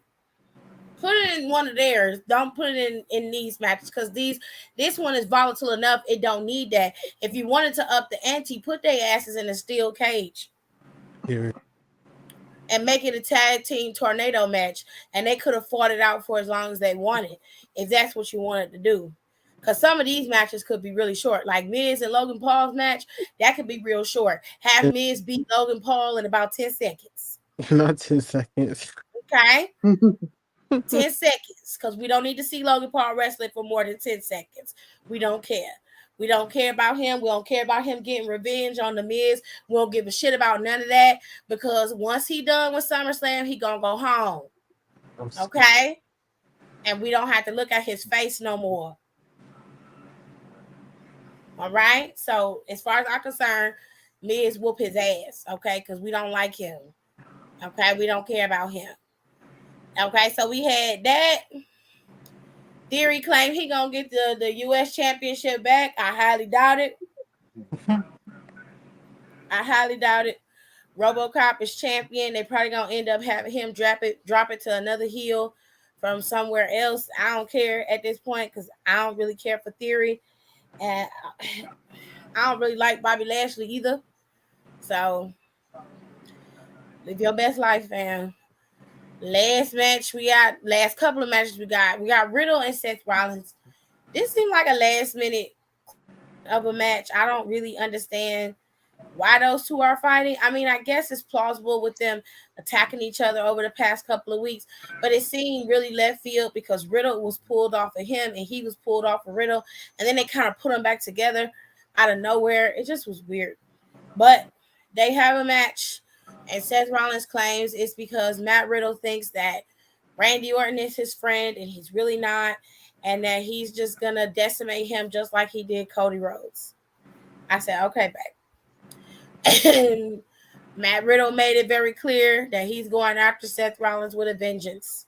Good for y'all. I hope it works out. Then you got Corbin and Pat McAfee. Happy Corbin kicked the shit out of Pat McAfee today. I'm not even gonna front. That shit came out of left field. I saw Pat McAfee watch this nigga kick him in the chest. Now, for you to be a fucking kicker, you should be ashamed of yourself. Okay, you a grown ass man, and you sat there and watched him stomp you in the chest, bitch. You should be ashamed. Okay, there's no fucking way I'm gonna make my money kicking for a living, and another motherfucker kick me in my shit on TV. No. Now he did get up and go after Corbin, and they went in the back and was fighting. But it's just mere fact that the nigga watched him kick him in the chest that pissed me off. I didn't like that shit. I'm like, don't fucking do that. Don't watch somebody whoop your ass. Like, don't sit there and watch the ass whooping. Okay, do something about that shit.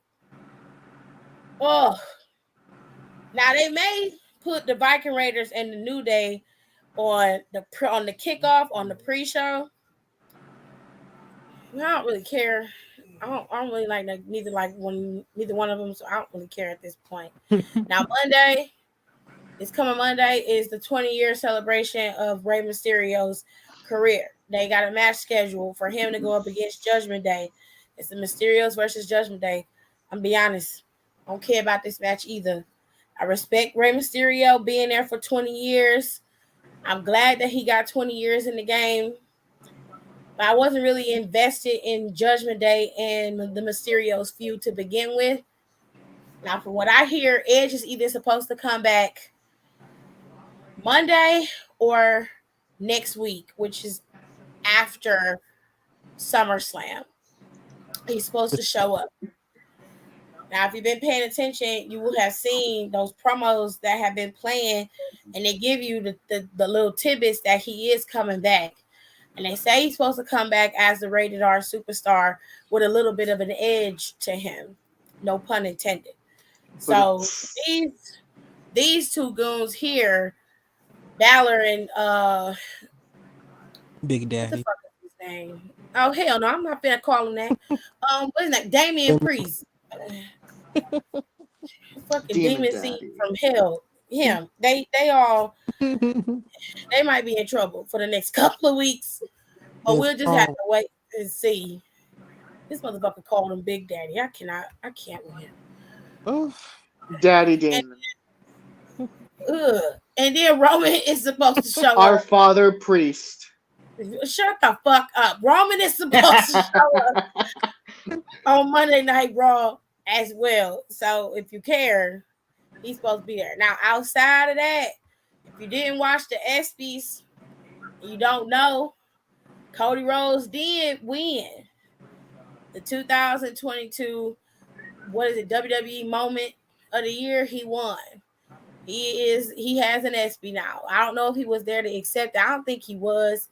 Wait, he was there. I saw him on the red carpet. He was there. I didn't watch it, but he was there to accept it. Cause fucking Seth Curry hosted the ESPYs this year, and Seth Curry is boring as hell. It's like watching paint dry. I was not about to put myself through that, so I did not watch it. But congratulations to you, Cody Rhodes, for winning. I did not vote for you. I'm gonna tell you the truth. I didn't vote for you. I voted for Big E. Okay, As I you didn't vote should for you. have. I didn't vote for you. I voted for Big E. Respect to you winning, but I voted for Big E. Okay. And I encourage everybody else to vote for Big E because he deserved it. I don't give a fuck about your WrestleMania moment. Big E deserved that shit. I don't care. And we're going to end it on this note. So according to some of the fans who was defending Brock Lesnar when it was rumored that he left, this man said on Instagram, it was different situations. He said, remember Sasha has an ego as big as a country. And it complained about the women's division. She didn't want to be booked against Doudrop and Nikki and was upset about TV time. So I read. With Brock was very close to Vince, and Vince made him a very rich man. Vince gave him an open schedule, and without Vince now, Brock is probably not sure where the company is going. I put this up here to prove how, in one instance, you could be a villain and be the biggest piece of shit in the world and still be protected by the fans. No matter what you do, they will always praise him. It don't matter what he does. He could spit in Vince McMahon's face and nobody would say anything. They would say, oh, Vince deserved it. Or he could spit in Triple H's face, anybody's face, and they just be like, well, they must have did something to piss him off. There's always some type of excuse.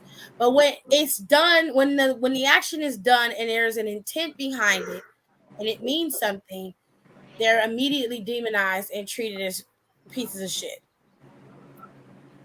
Y'all gotta be careful how you label. Be careful how you label other people and tell the truth. Because this shit right here is enabling. I believe wholeheartedly that man did walk out.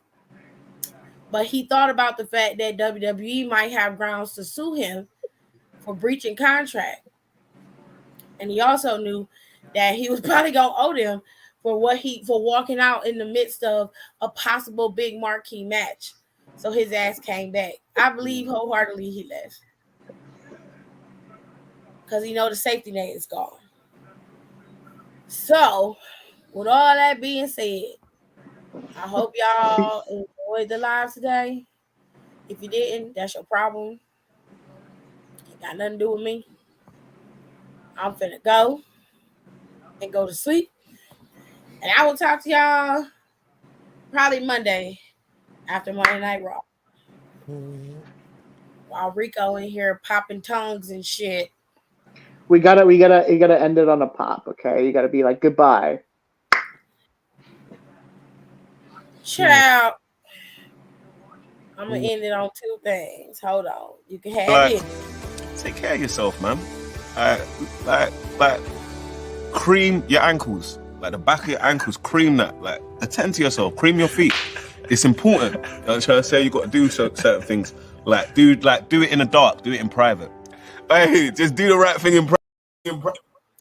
I'll end it on that, and then I'll end it here. Thank y'all so much for coming and being part of my show. Please don't forget to rate, comment, and subscribe on the channel. It really helps to get my content out there for everybody to see. And I feel like even though we're a wrestling channel, we talk about a little bit of everything over here when I go live. So make sure you guys follow me on my social media as well. All of my socials are the same at Sack Design TV 2. You can find me on Twitter, and you can find me on Instagram, and you can find me on Facebook if you're a little nerd and you like Facebook. But don't forget to follow me and subscribe, and make sure you rate my videos and get that algorithm up to push it up so I can start being a little bit more professional, so I can start making some coins. Okay? I will talk to y'all later. Love you. Bye.